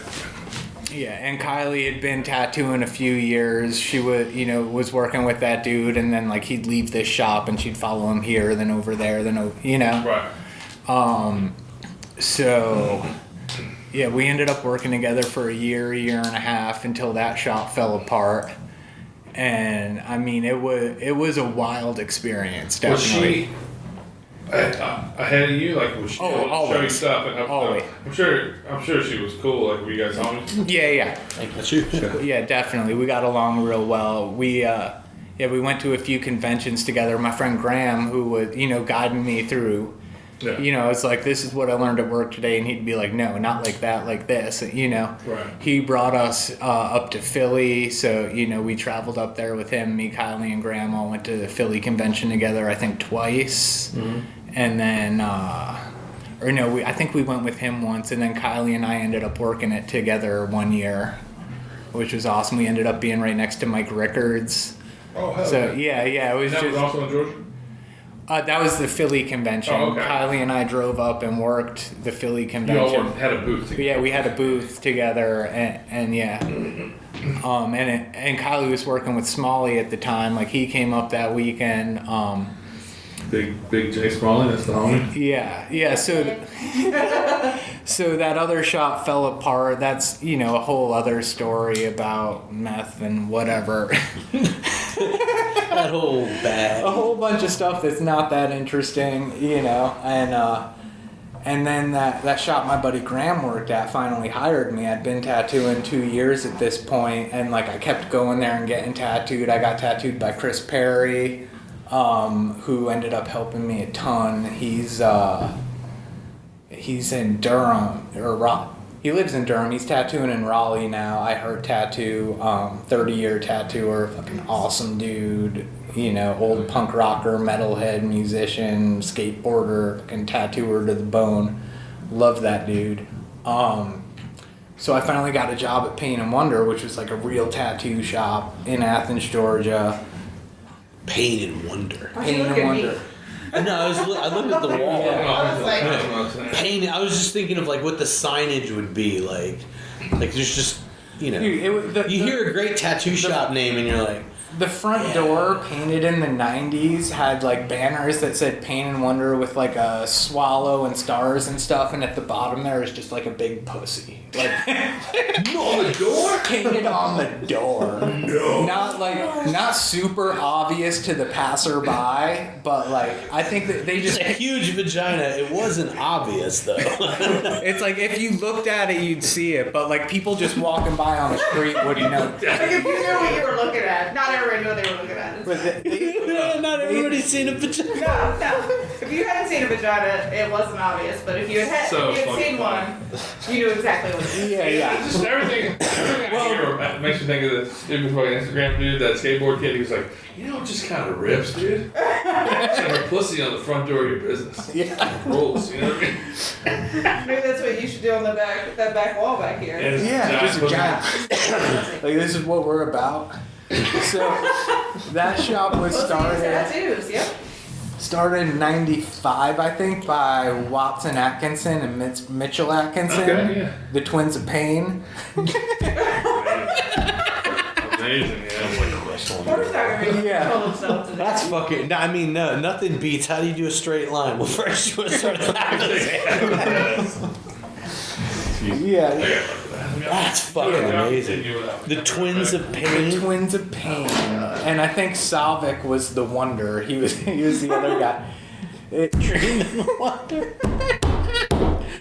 Pain and Wonder. Not Pain and Wonder. Pain and Wonder. It doesn't matter. God damn, all of it's awesome. Yeah. Pain and what's that? It's Attitude Era Wrestling. Yeah, Yeah. totally.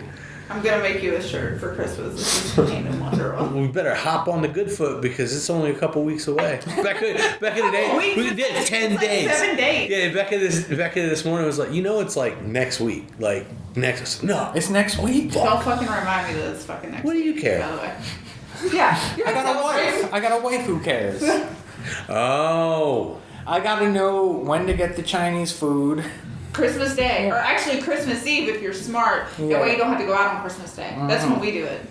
my buddy Steve has been. Well, he finally stopped like 3 years ago, but my buddy Steve would beg me to go to New York at Christmas. He's like, Why aren't you going to go see Steve-O on Christmas? I got a fucking kid. Yeah, take Remember? your kid and show him fucking the giant tree in Times Square. Well, you have a kid, you're just done having fun. Yeah. I guess that's why I don't have one. No, I was just subjected to leaving to being alone with my kid for a week. I don't want to do that to my wife ever again. But anyway, Christmas time in New York, everybody's an implant. Everybody's from somewhere else, so they all go there. And who the fuck wants to drive into New York City for Christmas? Yeah. So you go so the city's empty, and you can go do anything you want to do. Oh, okay. You can go have a Jewish Christmas. And Yeah. that's what I want to do. Yeah. But yeah. Chinese food in the movies. Yeah. Tradition. Yeah, that's what you do. It's the best Christmas you'll ever have. I think we're about ready to have the best Christmas and just not go anywhere. I'm gonna beg Becca, like if You're smart, you'll do everything on Christmas Eve.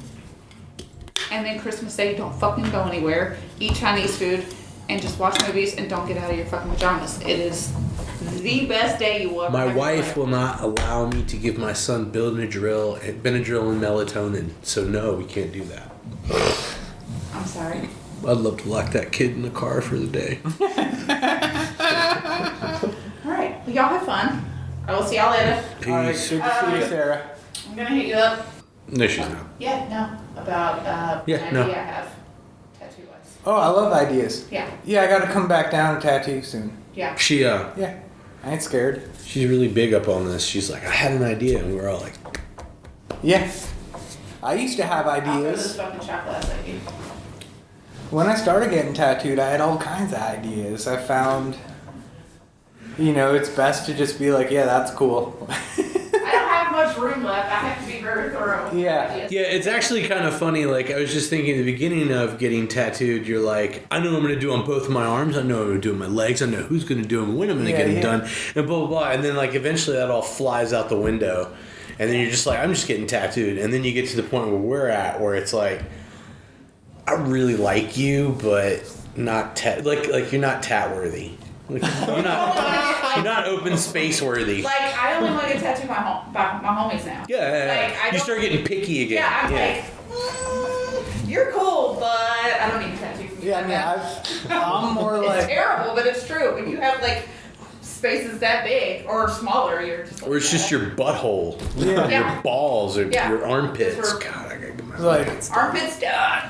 Yes. yeah, like, I want to get tattooed by you. They're like, what do you want? I'm like, what do you mean, what do I want? I want you to tattoo me. I don't know what You're I like, want. I have a space this big. Dude, that's the other thing is I have zero ideas. Yeah. Yeah. Zero ideas. Yeah, like, man, fuck ideas. Just get the cool Just tattoo. fucking tattoo. What do you got? Like, You do this every fucking day. what do you feel like tattooing it at? Every day I see something you've done on Instagram. Just Yeah, do one of those. do one of those. Just And then I had a year where I was like, I guess I'll just ask everyone for an eyeball. And then, a year where it's like, I guess I'll just ask everyone for a panther. That works. Yeah. All right, y'all have fun. I'll see y'all later. All right, good to see you, Sarah. it was all right. I am. Do you All right. want me to turn I turn the music on. The lights, Porter will turn on. Yes. Or me, whoever's left. whoever's last? All right, y'all have fun. See you now. Bye. Peace. Yeah, so I really cut my teeth at that shop doing, college kids walk-ins. I tattooed Believe across 500 girls' ribs. I learned how to use a 5 and What's the arrow? yeah. Man. Good Lord. Yeah, I worked at the sign shop till I'd been tattooing maybe 3 years, and then finally got to the point where I could like just tattoo, and that was awesome. I was like, all I have to do now is make art. But what was tough there, what was impossible, Sorry. was like getting to do a cool tattoo or getting to do what I wanted, because it was such a college town that everybody would come in with, this is what I want, and I'm 20 years old and I don't want to hear nothing. You know what I mean? Right. Like I can order anything off the internet and it'll be delivered later this day, and this is exactly how I want to treat this. Which is fine. It was great. I learned how to But- use my machines. I just said it makes you a good tattoo. Oh yeah, Yeah. yeah. Like, That's the job. that's the job. That was the job way more so then than Oh now. yeah, very much Prior so. to that, even more so. But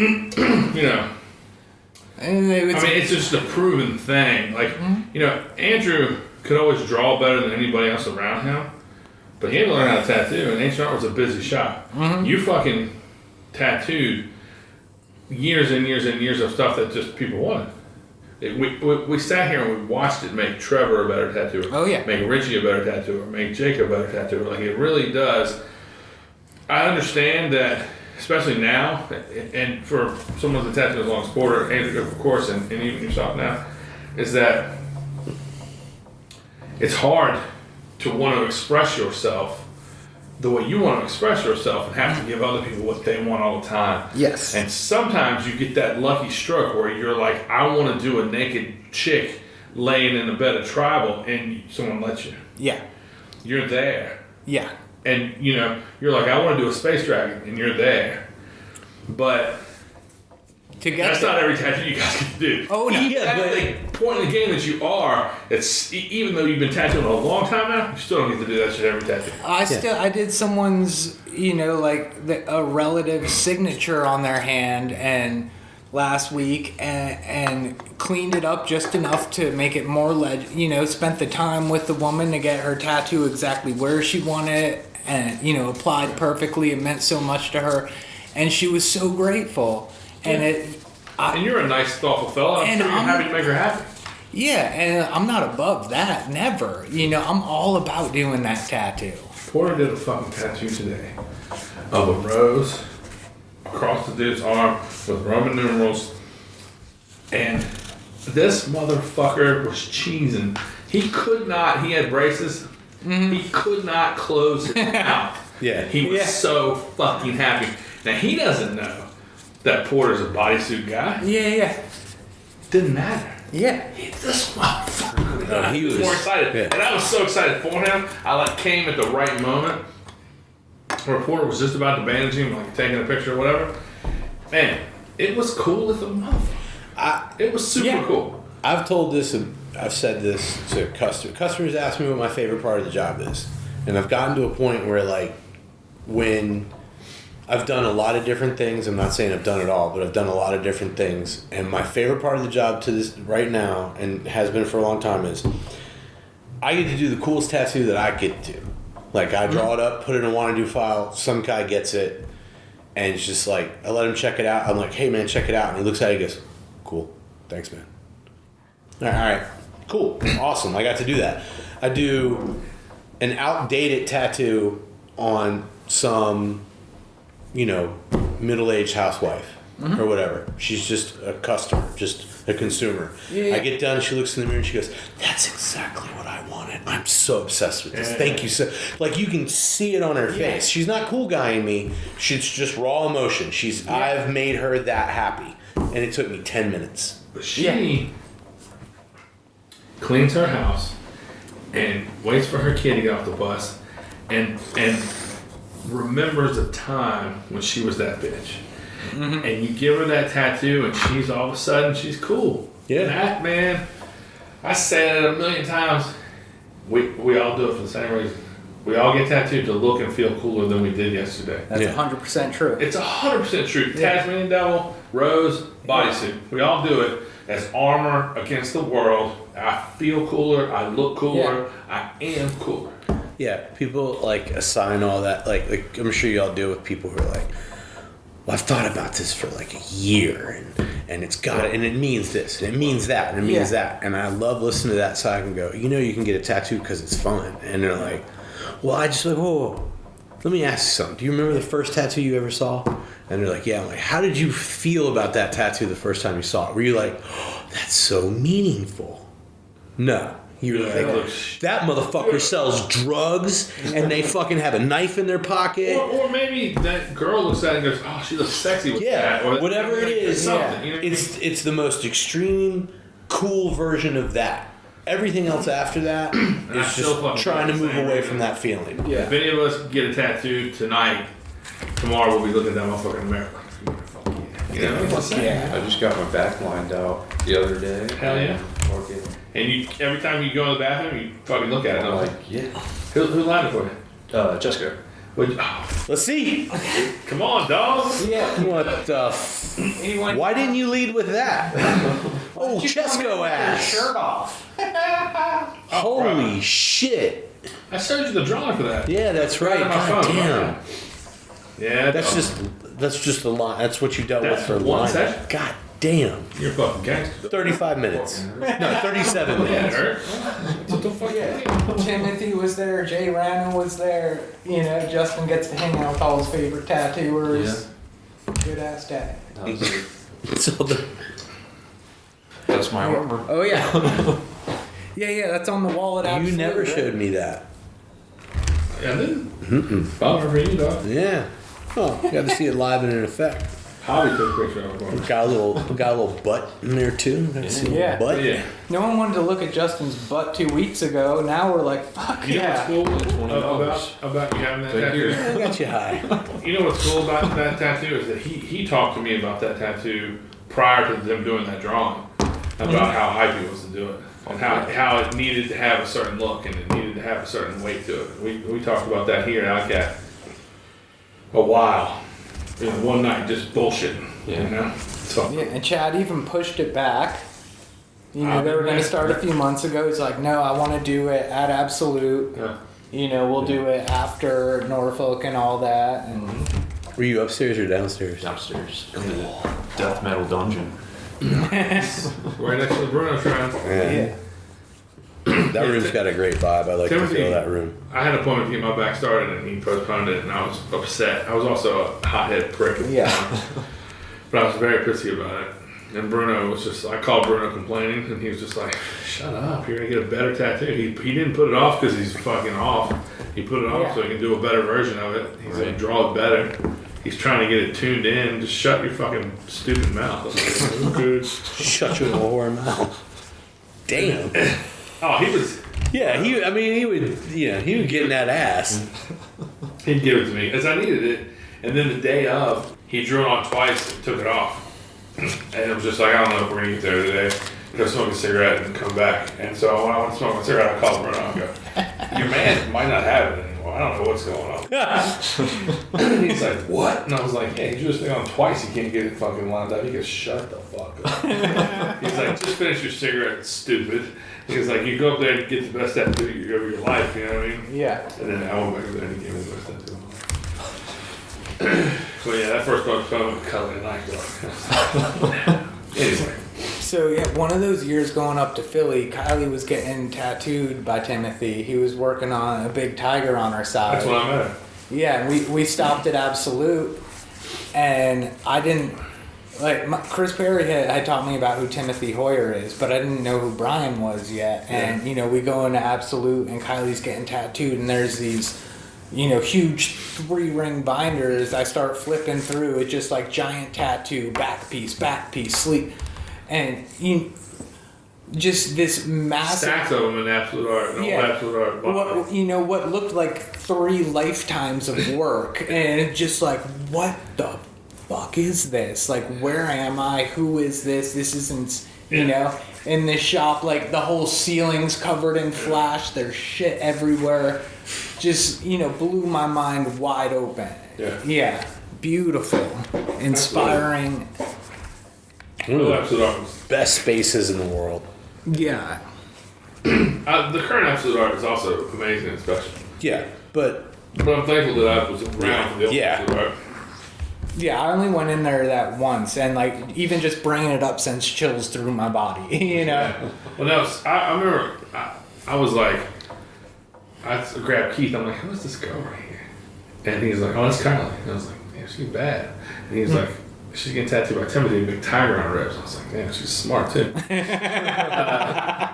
then I said hello to her, and then, you know, we didn't talk forever. But yeah, man, I got my back finished there. I mean, you know, Timothy worked on my. He started. He started at Alive, right? Yeah. But he finished it Absolute. But he worked on it here or at the old Alley Cat, and he worked on it at Empire in North Carolina. And he worked on it at Tattoo in the Wild. He worked on it somewhere else in Richmond, maybe. I don't know. A bunch of different places. And you know, Brian tattooed me at that shop a handful of times, and my wife got her back done. At the old Absolute Art. And Porter, I sat in on a ton of his sessions and stuff. And have you guys seen his ribs from Brian? Not in a while. Check him out, P.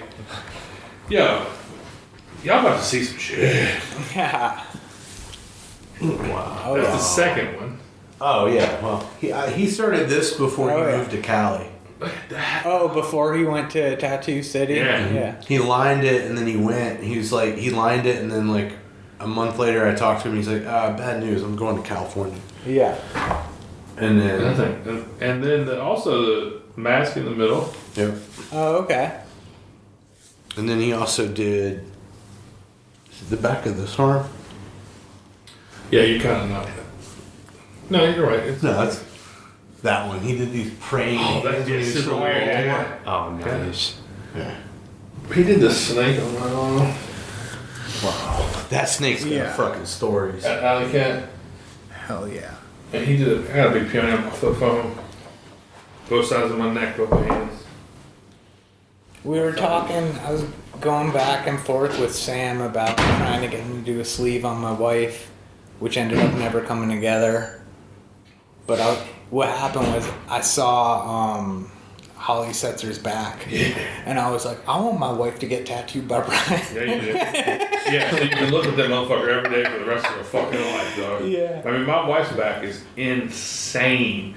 It's not as Is it roosters? It's a rooster. Okay. It's a rooster perched on a war drum, and the war drum was like jade with the gold dragon on it, and big peonies. It's an incredible tattoo, but it's not as breathable. Like it's when he was doing stuff straight like Horiyoshi kind of. Oh, okay. And so, which is still the shit, and I love it.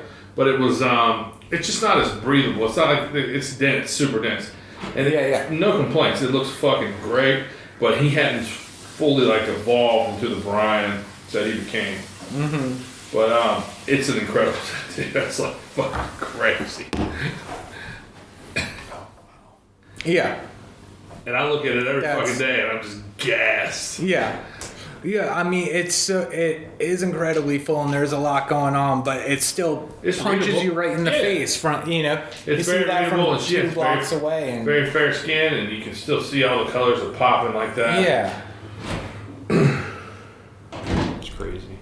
yeah, it's But you see what I'm saying? Like, different than in later works of his would have been a little more air. You know what I mean? a little more like just energy to the whole. But man, this thing. Butt man. It looks. He said, "Butt man." Yeah, you did say butt man. I am a butt. It looks great. Like it is. It's insane tattoo. And it's hard, man. It's like that's out there in the world, and I'm trying to do That's tattoos too. You know what I mean? That was before. like I just saw over. this is before her arms were done, right? Yeah. Okay, Yeah, this- over right there. Like that dude's out there doing stuff. I finally got to meet him last summer in Spain. Absolutely. Miguel over. Every great tattooer that walks in this room asks me who did that. Yeah, that eagle head is fucking phenomenal. Yeah. Nate Sprinkle is the original of that, hanging up at the Key City in Urbana. Is it that big? Uh-huh. That's sick. What did that cost him? $3,500. He said it was expensive. I don't know how much, but I was just talking about that. whatever it cost, it was worth it. You know. But yeah, my old lady's got that from Brian, and her sleeves and chest and stomach are from Hoyer. And they're all just her stomach's kind of floating, but the other stuff is all tied together, and it's fucking bananas. Big dragon coming into the clouds and coming out of clouds here, and she's got a sleeve of wind and sparrows and a sleeve of water and goldfish. They're all just fucking wild. What more could you want? And for Hoyer, and Yeah. like when she does like this, there's like a sparrow flying and a goldfish swimming, and we didn't even notice that they made Oh yeah. stuff like that. Timothy knew. Yeah, he did. Yes, he did. Yeah, Timothy started a Suzaku on my wife's forearm, and she ended up getting Brian Paul to do a full body dragon on her one arm, and then when Timothy was drawing the Suzaku on, he was making sure the shape matched the shape, not mirrored but matched the shape of her other arm. And What's a Suzaku? it's a firebird, like a Japanese firebird. Cool. It's not a phoenix. I didn't know what it was either. Is it kind of like the one that you see with Fudo? No, I think that's a phoenix. It's like phoenix a phoenix made out of fire. I'm not sure about it. I don't. Yeah, I am. With Japanese tattoo stuff, I'm like, oh, that looks cool.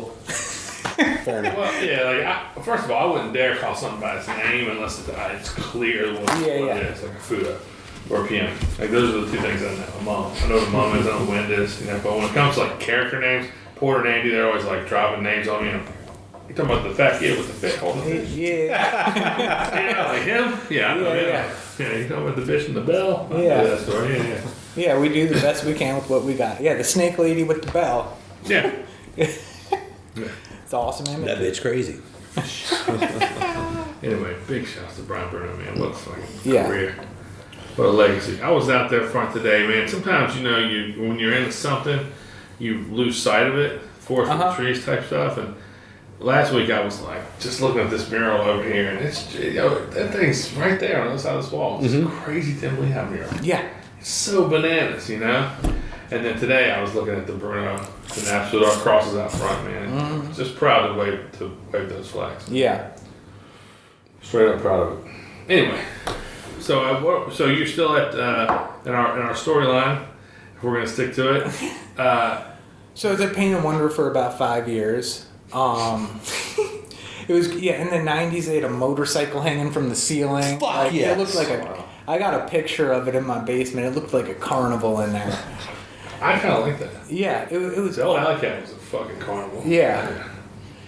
Dude, I'm into that. Hard. So around, I think 2000, Cap Szumski bought it. Okay. Cap's a big deal. If you don't know, look him up. Yeah. So Cap and his wife Bethra bought Pain and Wonder from Watson and Mitchell, and then eventually, I'm gonna guess around 05, they split up, and Bethra got the shop. So she was the boss there.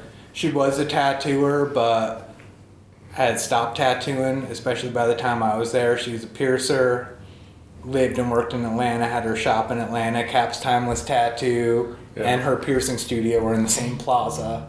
So like they got they got along after the split. You know, I don't know the whole story, whatever. But I mean, Cap was a gentleman, a man's man, good guy, an incredible tattooer. Yeah, so when the second shop I was at closed, I drove out. I had like my toolbox in the back. I had this little like '89 pickup truck and my toolbox and all my stuff like ratchet strapped down in the back of my little pickup truck. I drove straight out to Atlanta looking for a job. I ran into Bethra and It's gotta be intimidating. oh god. There's a lot of shops in Atlanta. Well, I went to Timeless and ran into Bethra in the parking lot, and I was like, I'm gonna go ask Cap for a job. I know I don't really know anything yet. And she was like, look, Cap's not here today. And have you ever thought about working at Pain and Wonder? And I was like, I'm not good enough. And she said, well, you will be. And, you know, I don't think I got hired exactly that day, but, you know, I started working there, and really, you know, Chris Perry took me under his wing, and Graham taught me a lot. And, you know, my friend Kim Deakins was there at the time, and I learned the ropes. I was there for just shy of 5 years.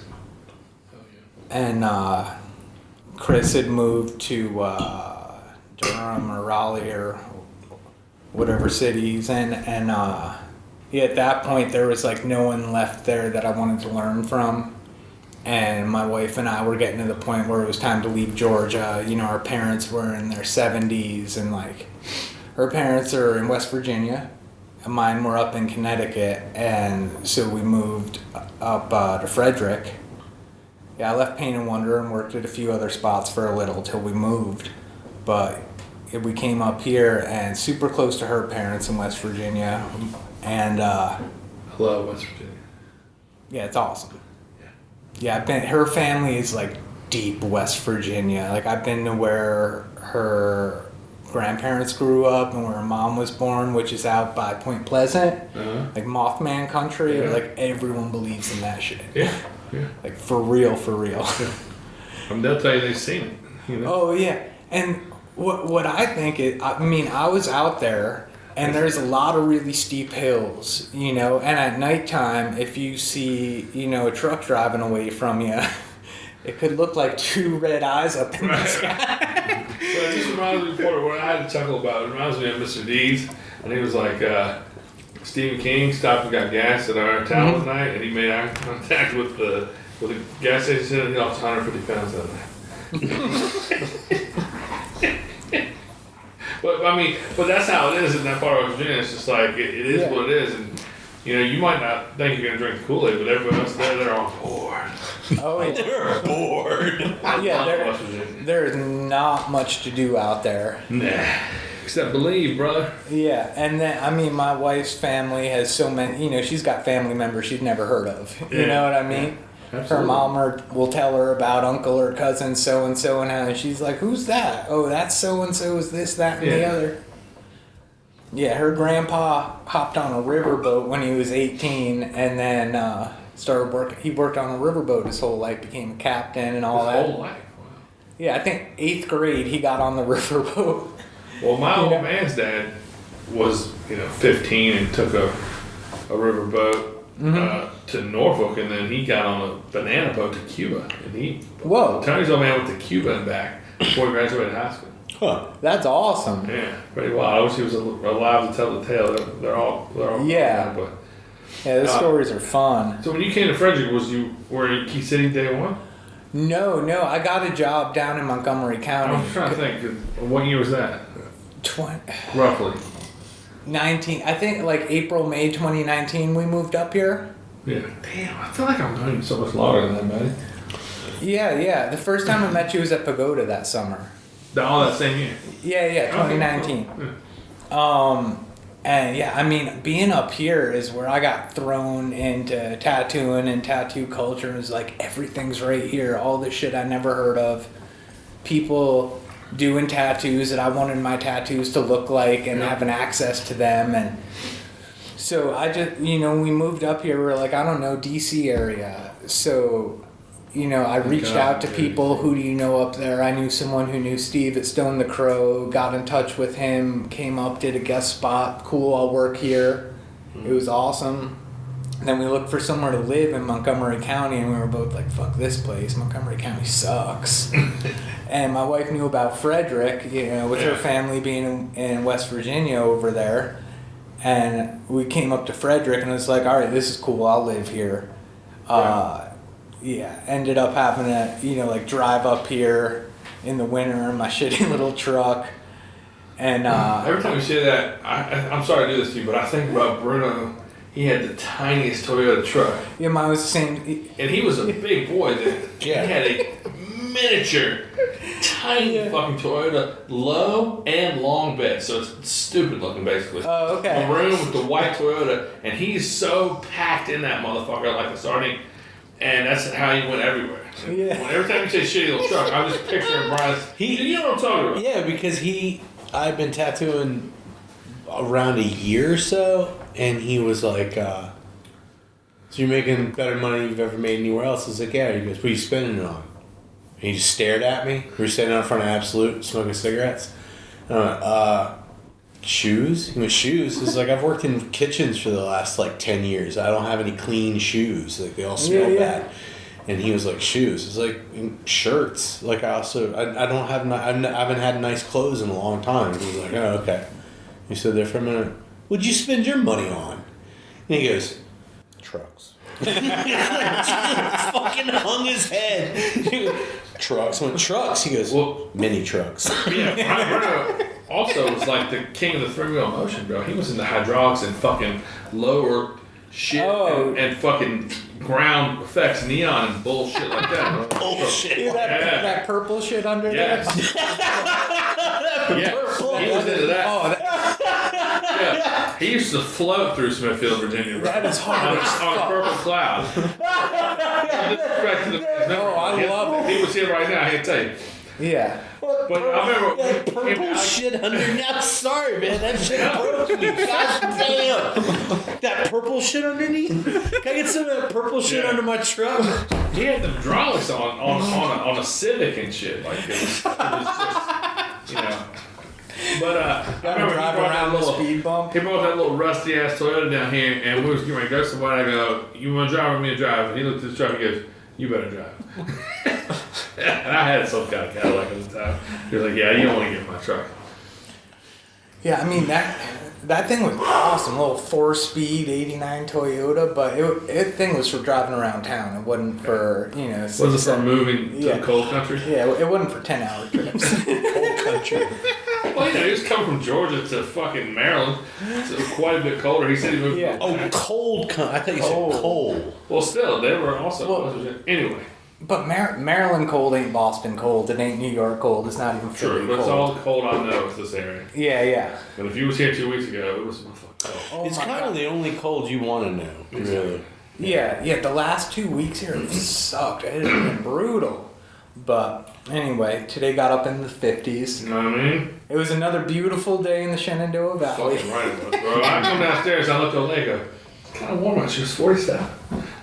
Like, yeah, it's a lot warmer than 25. Yeah.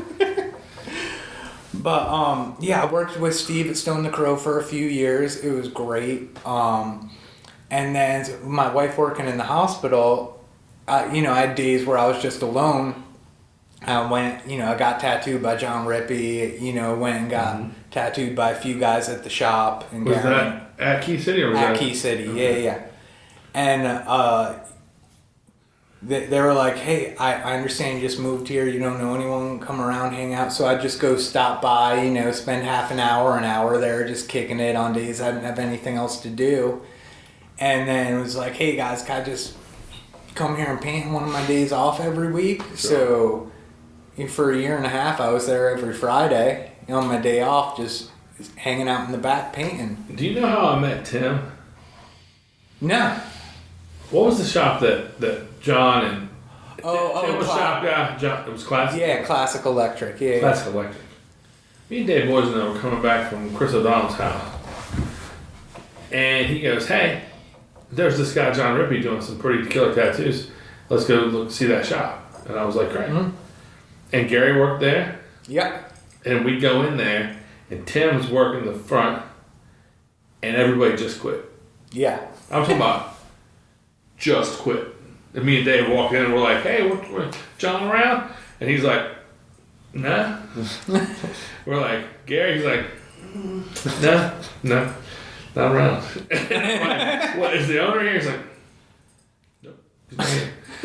And so Tim goes, but you guys can have a look around if you want. And it was a cool fucking shop here. It really is. It was an old shop that had like the glass, the doors were like cut in, and the glass displays in the front, and they just had cool. Yeah, like an old downtown shop. Right, they had just like cool old tattoo shit up in there. Oh, nice. And you went in, and it was just like down the street, dog. It was wall to wall everywhere. Yeah, you walked in there, like huge Bob Roberts print. Just shit like, everywhere. Yeah. Dog. Just like everything was covered, and there was like, if I remember correctly, there was a counter, and Tim was standing right there looking very unsure, like, oh shit, everybody just quit, I don't know if I'm going to live. Tim Huck. He always looks unsure. But this is a long time ago. I know. And I think you go past him to a little bit of an area, but to the right, there was a staircase cut in, and you could go upstairs, and then it opened up to a much larger space, and even all that space was just fucking slammed everywhere. Just stuff. It was really cool, man.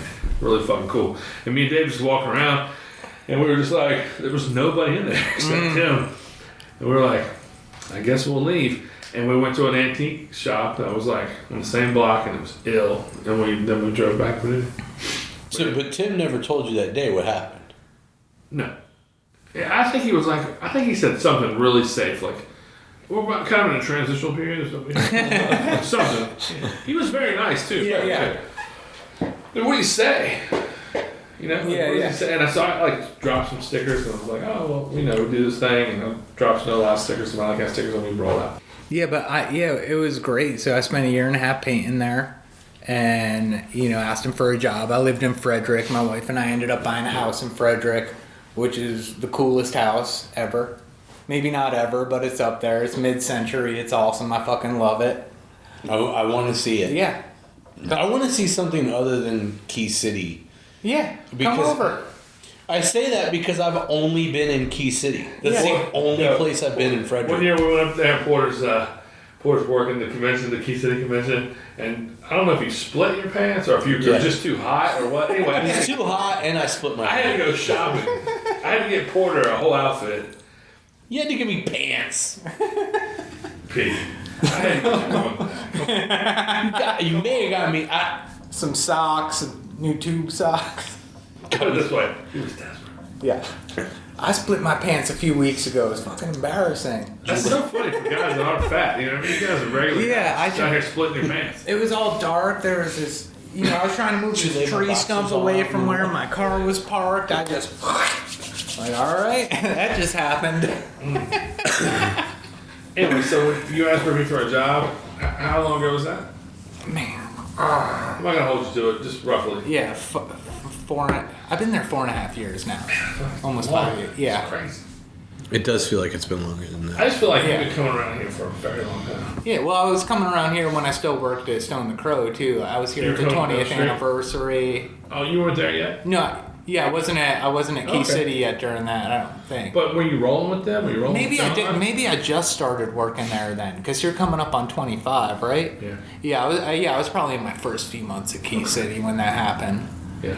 But yeah, I started working there just a day a week while I finished out my appointments at Stone the Crow, and Was that transition cool? Was your old boss cool? Yeah, Steve's awesome. I love him. That's great. Yeah, still talk to him. He's great.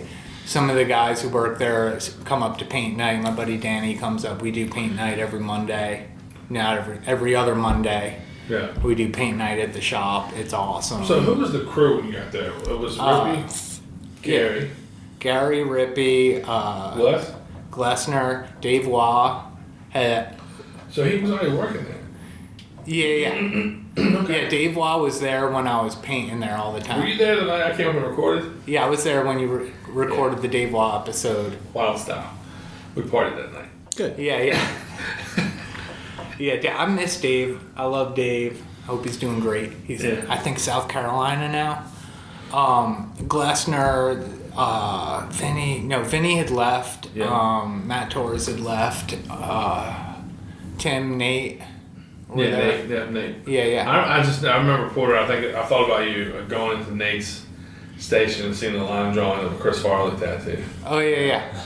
And I know he's a king of like certain like tattoo style caricatures. He does a great job. Yeah. But man, you rolled into a shop. Like Ricky was doing like the kind of stuff that we're way into, like this kind of stuff. Yeah. But Gary was doing incredible tattoos that weren't like anything else that anybody was looking at. Like flipped on their head, just weird.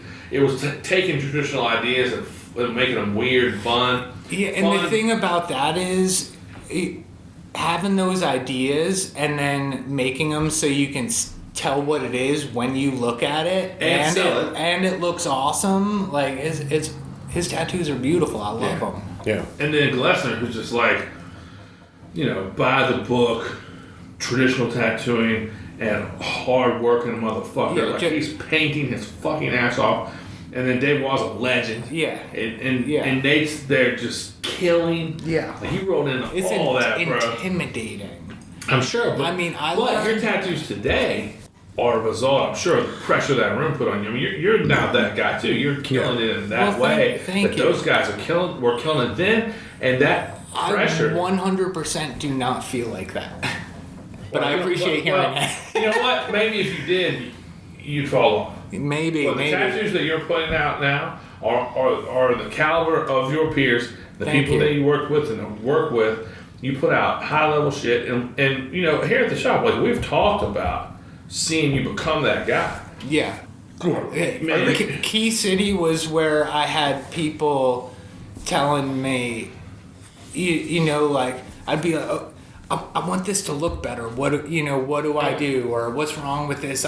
Try it like this. Gary, John, and hanging out with Glessner for 5 years, I learned more about tattooing than spending time around anybody else. All those dudes have style, man. Yeah. Glessner's got style. Yeah. He's got that. He can. The tattoos are. It's just you can tell he did it, and which I also love. And it looks great. Like you look at the lines and go, "Oh shit, they're that clean."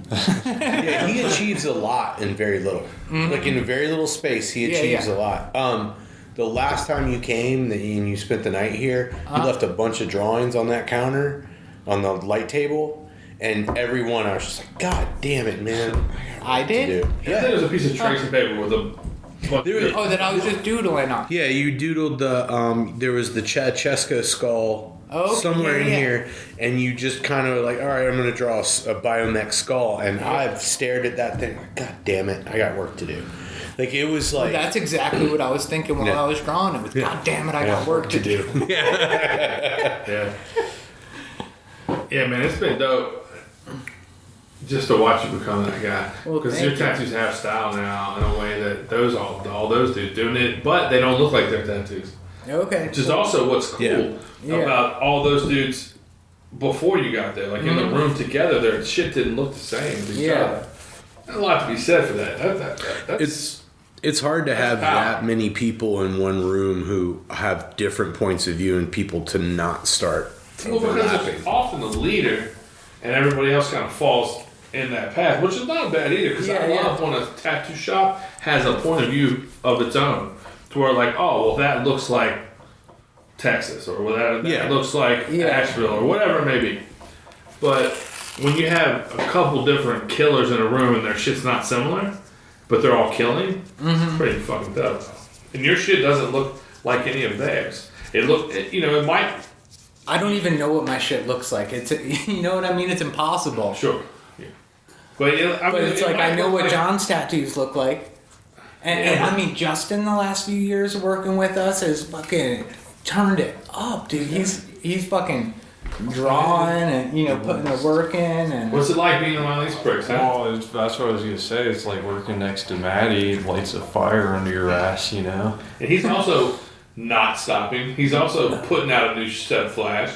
He's also like doing shit all the time. Mm-hmm. That's the shit. That's all of them. Like, can't take nothing away from that crew. Yeah. Yeah, we're always making art. We're always painting, always drawing. Just, let's go. So, you don't like it? It was just tapping against the table. Yeah, I mean, it's exactly what I want to be doing. I want to be making art around other people making art and inspiring each other. Yeah, man. And it's what a beautiful life. Yeah. God. Really should have podcast if somebody said that about tattooing. Is that allowed? Should I be? Hey, you want me to no launches bullshit, motherfucker? Don't get me started on these fucking crybabies out here. Don't get me started on these motherfuckers who ain't got It's nothing been good to kind of say slow about the game. last few months, so. But you know what? An hour and a half or 2 hours ago, you didn't say it's been slow. You said we've been making shit together a lot lately. Oh yeah. That's what you said. Hell yeah. When there aren't a ton of tattoos coming in, there's more time to draw and paint. Yeah. And we're all tattooing enough that we're fine. And when the tattoos come in, guess what? You're ready. Yeah. You're honed. And when people come in, I worked on something for a few hours the other day, and then the other guys were all busy doing something, and I caught 2 more little text walk-ins, and I'm like, let's go. I'm stoked. Who was it?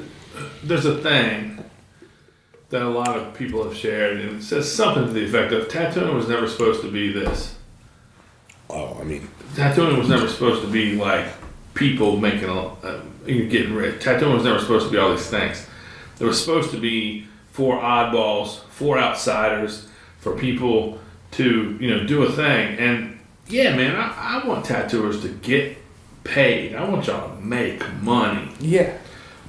But So we can give it all to Timothy and Chris O'Donnell. right, Chad Chester, Yeah. And Brian Paul. I got But at the so same many time, Brian Paul paintings. If it's a little bit slower than it was before, It's still plenty busy. the first thing you do is catch up on your drawings that you have to do, right? Oh yeah. Like you got appointments. First things first, catch up on those. I can get to the very end of your statement. Go right ahead, now. dog. Do it. Give it. There are so many facets of fucking tattooing that if you can't find something else to do, other than just bitch about how tattooing is supposed to be going or what other people should be doing, then just Show yourself the door. yeah. Bye bye. Like, cause I mean, I could get online and bitch about things, but I find the second I think that, I'm like, well, I could also go check this or do this or do like. Bro, it's never fucking done. Yeah, Like, tattooing's bored never to fucking done. death of hearing people complain about how other people are doing something wrong. Yeah. It's like, so what if someone else is? If you And by think, the way, let them shoot themselves in the foot while you are ready to do the person's grandmother's signature on the side of their hand. yeah, While they're over there bitching and falling off, you're waiting to do that fucking tattoo on the side of the hand. And as far as Porter goes, not only does he use social media to his advantage, but this motherfucker escorts every single one of his clients to the front and thanks them. oh yeah, He walks these motherfuckers to the door and thanks them. And this is a 22-year guy who has back pieces on the calendar that he hasn't started yet. And he walks the Rose and Roman numeral guy up front and thanks the motherfucker and says, hey man, grab some stickers and whatever else. If you're doing all that, yeah. It's never. You'll probably get fuck. another Why am I tattoo. doing? Fuck. Why am I doing this bullshit tattoo? Never. no. Like, fuck yeah, I get to do this tattoo. I know what it is to work for 40 hours and, make more money than that in half a day doing tattoo. It's crazy. Also though, like, and what we're doing right now, we do on Shop Talk, and we do on No Life's Bullshit from time to time, where we're like, fuck all y'all's bitching, and I'm probably the ringleader. Yeah. We'll bitch about you bitching. But also, man, How about when you're there and you're getting ready to do a tattoo, any of the three of you all, and Mike Wilson happens to be there that day, Oh yeah. and you're getting ready to have to do a perfect circle. Yeah. Yeah, your heart. and shouldn't you be thankful for that? Yeah. Mike Wilson happens to be there today, which is also first of all insane. Not only and that- you're about to do a fucking perfect circle on somebody's chest that's not even in the middle but on the side. Yeah. That's dumb. And you got to do it in front of him. He's like, "Hey man, we'll get ready to go to Sheets. You want anything?" And I'm going to Duncan. and then Like, oh, you that's how got to you're do gonna it, do and that. it makes you a fucking teenager again. It makes Yeah. you giddy. That goddamn Mike Wilson's here, and I'm nervous to do this in front of him. Yeah, and then he's gonna do some magic tricks for you in the back. He's gonna make it look like it ain't hard. Yeah. So let's not mention that too. Like, well, I'm always like complaining about people complaining. It's like, yo, there's also like that part of you, that young guy in you that like really wants to be great, and then greatness walks in the room, and you're like, oh, fuck. Yeah. Just another bozo on the bus. There you go. But it's about focusing on myself. You know? Yeah. Focusing on what I'm doing and not worrying about what other people are doing unless I'm looking up to what they're doing and trying to aspire to be better than I am today. Well, you're fucking doing it, dog. Well, thank You're you. doing great. Thank Yeah, you. you're putting the work in. And yeah, I just went to, my friend Mara was in town. We went up to New York. She was working at Good Luck and Whoa, man, talk about a room right there. yeah. Yeah? So I went up and checked out Good Luck with her. And yeah, she was just trying, figuring out how to take the train up there. And I was like, oh, I don't have any appointments tomorrow. What if I just drive you up there? you know? Yeah. I have a love-hate relationship with New York. We all did. But, it's so much easier to be there if you live there. Sure. You wake up there and go to bed there. But getting in and out of there, getting around, it's a nightmare. But I got a slice of pizza, got some bagels to bring back to the shop, got to go see Good Luck. Who was working when you were there? So Justin was there. I'd met Hembo the night before. And when I was there, Kiku was there, Mike Boyd was there, Yo. and Justin was there. You love you some Mike. I love it. It's And- like all four of those dudes are crushers, and I love them. Yeah. I don't know Kiku as well, but we're friendly. But Justin is my dog, and Himbo's my dog, and Mike Boyd is the motherfucking man, bro. He's the motherfucking man. I love Mike Boyd. He was in the middle of a tattoo when I was there, so I didn't get to say too much. And it was unlike any tattoo you ever Oh seen. my god. Yeah, Kiku Yeah. was working on a leg sleeve, this is at like noon. Like, you guys are just in here. I think Ryan, the guy who's working the desk, he was awesome, super welcoming. The paintings Justin had on the wall, there's this huge... Oh, there's one that's doing this. Yeah, there's one. big It's like painting 5, I've seen. 6 feet tall, and Yeah. this reaper It's like with right all next this to where foliage tattoos. around Yeah, it, it's and bananas. Yeah. and just what a pleasant. I don't know if you've heard this story before, but me and Master P were in New York one time, and we're just walking around, and we find this ramen place, kind of famous ramen place, and we go in there, and there wasn't tables available, and Porter's like, "We'll sit at the bar," because you could see it, kind of. It was called Ivan Ramen, and it was kind of a well-known guy who had gone to. You'll love it. Jewish dude from New York moved to Japan to Obsessed study with ramen. something else, became obsessed with ramen, opened up what ended up being the top ramen restaurant in Tokyo. I love Jewish people from New York. I love Neil Diamond. Yeah. Larry David. I love Larry David. But anyway, so we go to, and like you said, the bar. We go back, Yeah.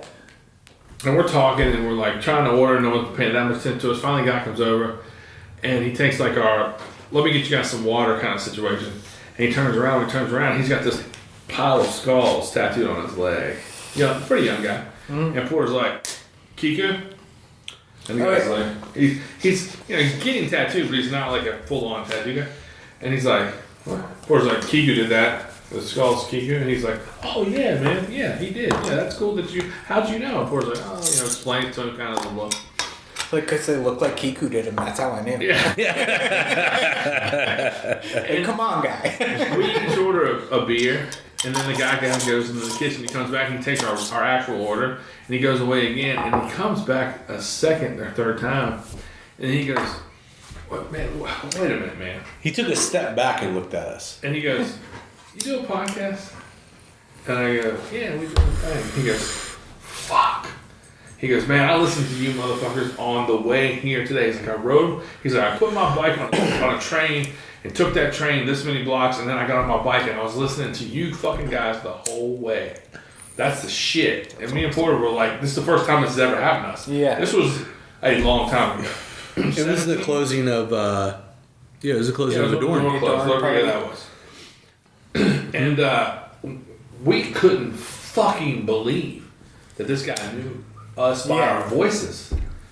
And then he came back fucking 10 minutes later with 2 more beers and a fucking pile of fried chicken, and greens. Fried chicken and greens and pickle greens, and then Japanese style Mexican street corn. Whoa. And he was just like, "Yes, thank you guys so much," and like gave it to us. Yeah. Gave it all to us. It was incredible, man. That's what New York City will do too sometimes. Yeah, I mean, so... The next day I recorded a podcast at 1 point day. Yeah. I'm sorry to cut you off. Oh, like sometimes it's awkward to see you because I'm used to just hearing you talk on the radio. You know what I mean? It's like, I feel like we know each other's side. Yeah. It's like I'm like, I'm just used to you talking on the radio while I'm driving to work. A lot of people say that to me. It's like, oh fuck, now I got to interact. I'm used to just Nick talking. Well, I've been at a lot of conventions or bars or parties or places, and somebody will be like kind of bending their ear toward me, and they'll be like, "Man, it's so crazy to hear your voice actually coming out of your mouth, coming out of my speakers." I've had a lot of people say that to me, and it's flattering. I'm obviously beyond grateful that people listen to this and are so into it. Yeah, I'm grateful for that too. Yeah, man, giving back to tattooing. That's what it's all about. Man. Did you listen to Mike Profeta? Yeah. Yeah, with it, you got to saw the end off the axe handle, so when you swing it up, it's like... Yeah, it's good. I love hearing about that stuff. I love hearing about Peter Tattoo. I am so grateful that I have never worked in an actively violent establishment. It's like, I love the stories and I don't want to be around it's it. It's a different thing, though, you know what I mean? Yeah. It's a different thing. We won't talk about it on air, but it's a whole different thing. A neighborhood thing, too. Yeah. You know what's really cool is my dad being from Brooklyn, I got these sheets from, I can't remember who I got them from, someone at Chuck's thing. These old sheets that are, no one knows whether Bill Jones painted them or Brooklyn Blackie. But I got these old sheets through Spiderweb's collection that were on Coney Island, back in the 50s. And my dad being from down there, I was asking him, "You remember the tattoo stalls on Coney Island when you were a kid?" He's like, "Yeah, I remember them." Oh, shit. So, like, that, that's just so cool to me. Like, he remembers seeing them, and now I got these pieces of art that were there. And Spiderweb had painted on them with nail polish. Shocking. They were in his collection for so many years. Oh, so I bought those ones I bought from Spider's wife. Yeah. I bought a couple other things from a guy whose name I forget. But I'm not good at remembering. That Spiderweb exhibit at the Norfolk thing. I was gonna say, it was surprisingly cool. Like, I shouldn't say surprisingly. Like, Spiderweb is a contributor. It's great. But I've been around enough times that that's right. It fell short on me a little bit. But the flash sheets and stuff, they spoke for themselves. Like, you can't. Yeah. I'm not trying to take nothing away from it. I'm not trying to shit talk him either. I'm just saying that I hadn't seen those things before I was around that guy, and then seeing those things was really refreshing and beautiful and great sheets and cool shit to see, man. Really, really dope. Yeah, that's someone who took tattooing in a different direction, a more, artistic approach. And I almost, sometimes, or like you see the stuff later, it's like certain videos and stuff that I had seen that I almost wish I hadn't. Again, I'm not trying to fuck with his legacy or anything. He's a fucking Well, I mean, even but- Angela was like, "Oh, why do you want to remember that guy? He was a fucking prick." And, you know, but you can say that about a lot of people. You can say that about And Angela. I was gonna say, some people will say that about Ange, right? Some people might say that about Ange. Yeah. But that's okay. All I'm saying is the work was dope. Oh yeah, it took a minute for me to look at it and go, oh, that's right. Like all the negative things I've heard about him or all I hear about him when he was a creator. He created stuff, like you said. We all know like about Jerry's shortcomings. Oh yeah, and I've heard. You wouldn't believe the shit I heard about Lyle. Like so many things. Oh yeah. And they're all dudes, by the way. We're all just people. They're all dudes. Jerry would have hated me. They're dudes, man. And so, like, dudes have flaws. Yeah. But it's just like Jill says, love the art, not the artist. If you have to boil it down to that, Oh yeah. then love the art. Ed Don't had to necessarily love hide the that artist. he was a hippie from Jerry. Right. You know? Yeah. Yeah. And like, if I was worried about everybody's character, I guess I couldn't listen to any music anymore. Yeah. You learn enough Right. about any of it. Yeah. You're like, oh, they were a fucking prick. And like, I do my best, but like me and Porter were talking about earlier, like when if you were talking with the Alley Cat crew, like there's a small group of us who've been together forever. Yeah. So like if one of us, I try to keep my mirror close to me and try to look at myself, because if I'm gonna complain about Porter, then I could probably step out of the room and Porter could very easily complain about me. Oh, You know what I'm yeah. saying? So it's like, just listen. Or if you gotta complain about, if you really have to complain about Porter, you talk to him about it. Yeah. And have a conversation. And we've had and not a easy ones fight. and we've had real hard Yeah. ones, you know what I mean? Yeah. But here we are. Yeah. 20 years, 20-something years. 20, more than 20. Yeah. Yeah, I mean, same thing with marriage. My wife and I have been together 17 years, married 9, but it's like, disagreements are going to happen. Those disagreements are never fights. Yeah, I've been with my wife 21 years. Yeah. I was talking to Sarah about this earlier. A couple of them hard years. Yeah.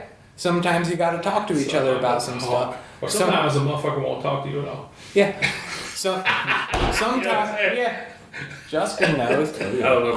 And sometimes, and a great thing is to be able to be like, oh shit, I'm wrong. Like accepting I'm wrong in a situation and I need to better myself. I mean, if I'm at odds with somebody, sometimes it's hard to imagine I'm wrong. Mm-hmm. But it's easier for me to imagine my shortcomings and see why I could be wrong. That makes any sense. I don't know if that's... Well, in any situation I'm in, I have a part in it. Yep. You know? Yep. It's like... You want to set me on fire real quick? No. Well, fucking Nick. No. Want me to walk out? No. He said whatever situation you're in it. And I immediately thought of like, when you look at it, you see it. About the vagina on the wall. Yeah. Oh, no. If you're not looking at it, you're not going to see it. Maybe you'll see a little better if you pop a half a Xanax. Yeah. Well, how do you run a really thin line? That is great. God damn. Xanax. All right, boys, y'all want to wrap this up? Let's do it. We're at almost 2.5. Fellas, thank you so much for coming. Hey, it's an honor. I'm grateful to be here. Yeah, thank you. I had a good time, man. Great. Tell folks how to see your tattoos online and how to get tattooed by you. I'm on the internet. I just started using TikTok. I'm not sure what my name... Shit, bro. You're impossible. The next phenomenon. I don't It's know. going to go viral. Viral? Could. I don't know what my name is on TikTok. I seen Chris Welch I'm drawn. assuming it's Matty Goldstein. It's probably just Matty Goldstein. I seen Chris Welch drawn on TikTok the other day. It was awesome. Yeah. See Chris Welch doing anything, you better pay attention to him. Yeah, it's because it's That awesome. dude. Because it's That awesome. dude, yo. And he's from Connecticut. And he's my What homie. are you gonna do? Find me on Instagram at Matty Goldstein, at Key City Tattoo. Occasionally in Baltimore, Transmission Tattoo. I love it out there. But yeah, Key City's my home. That's where I'm at. Sometimes I'm on the road. Sometimes on the West Coast. Yeah. Sir? I am also at Key City.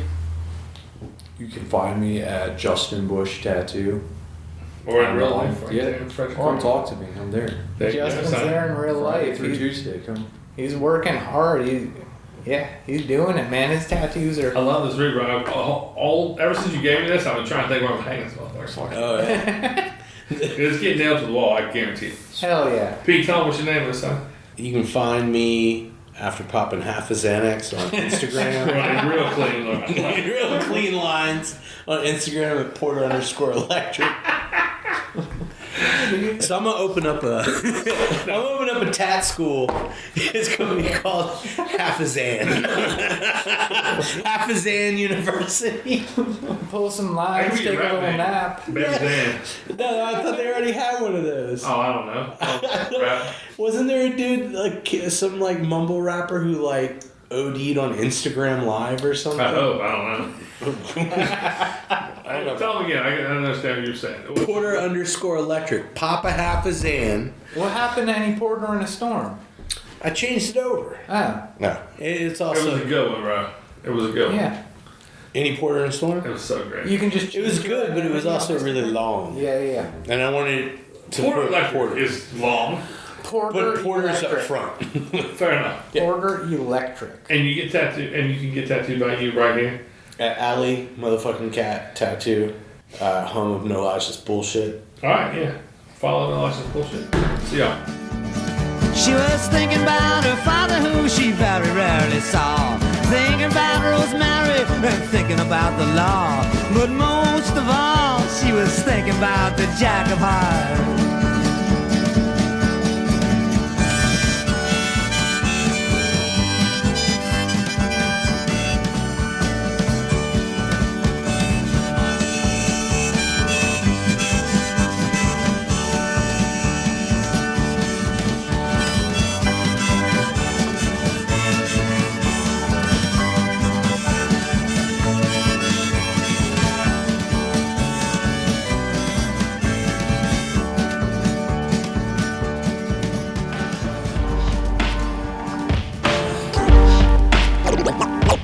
No lies, just bullshit.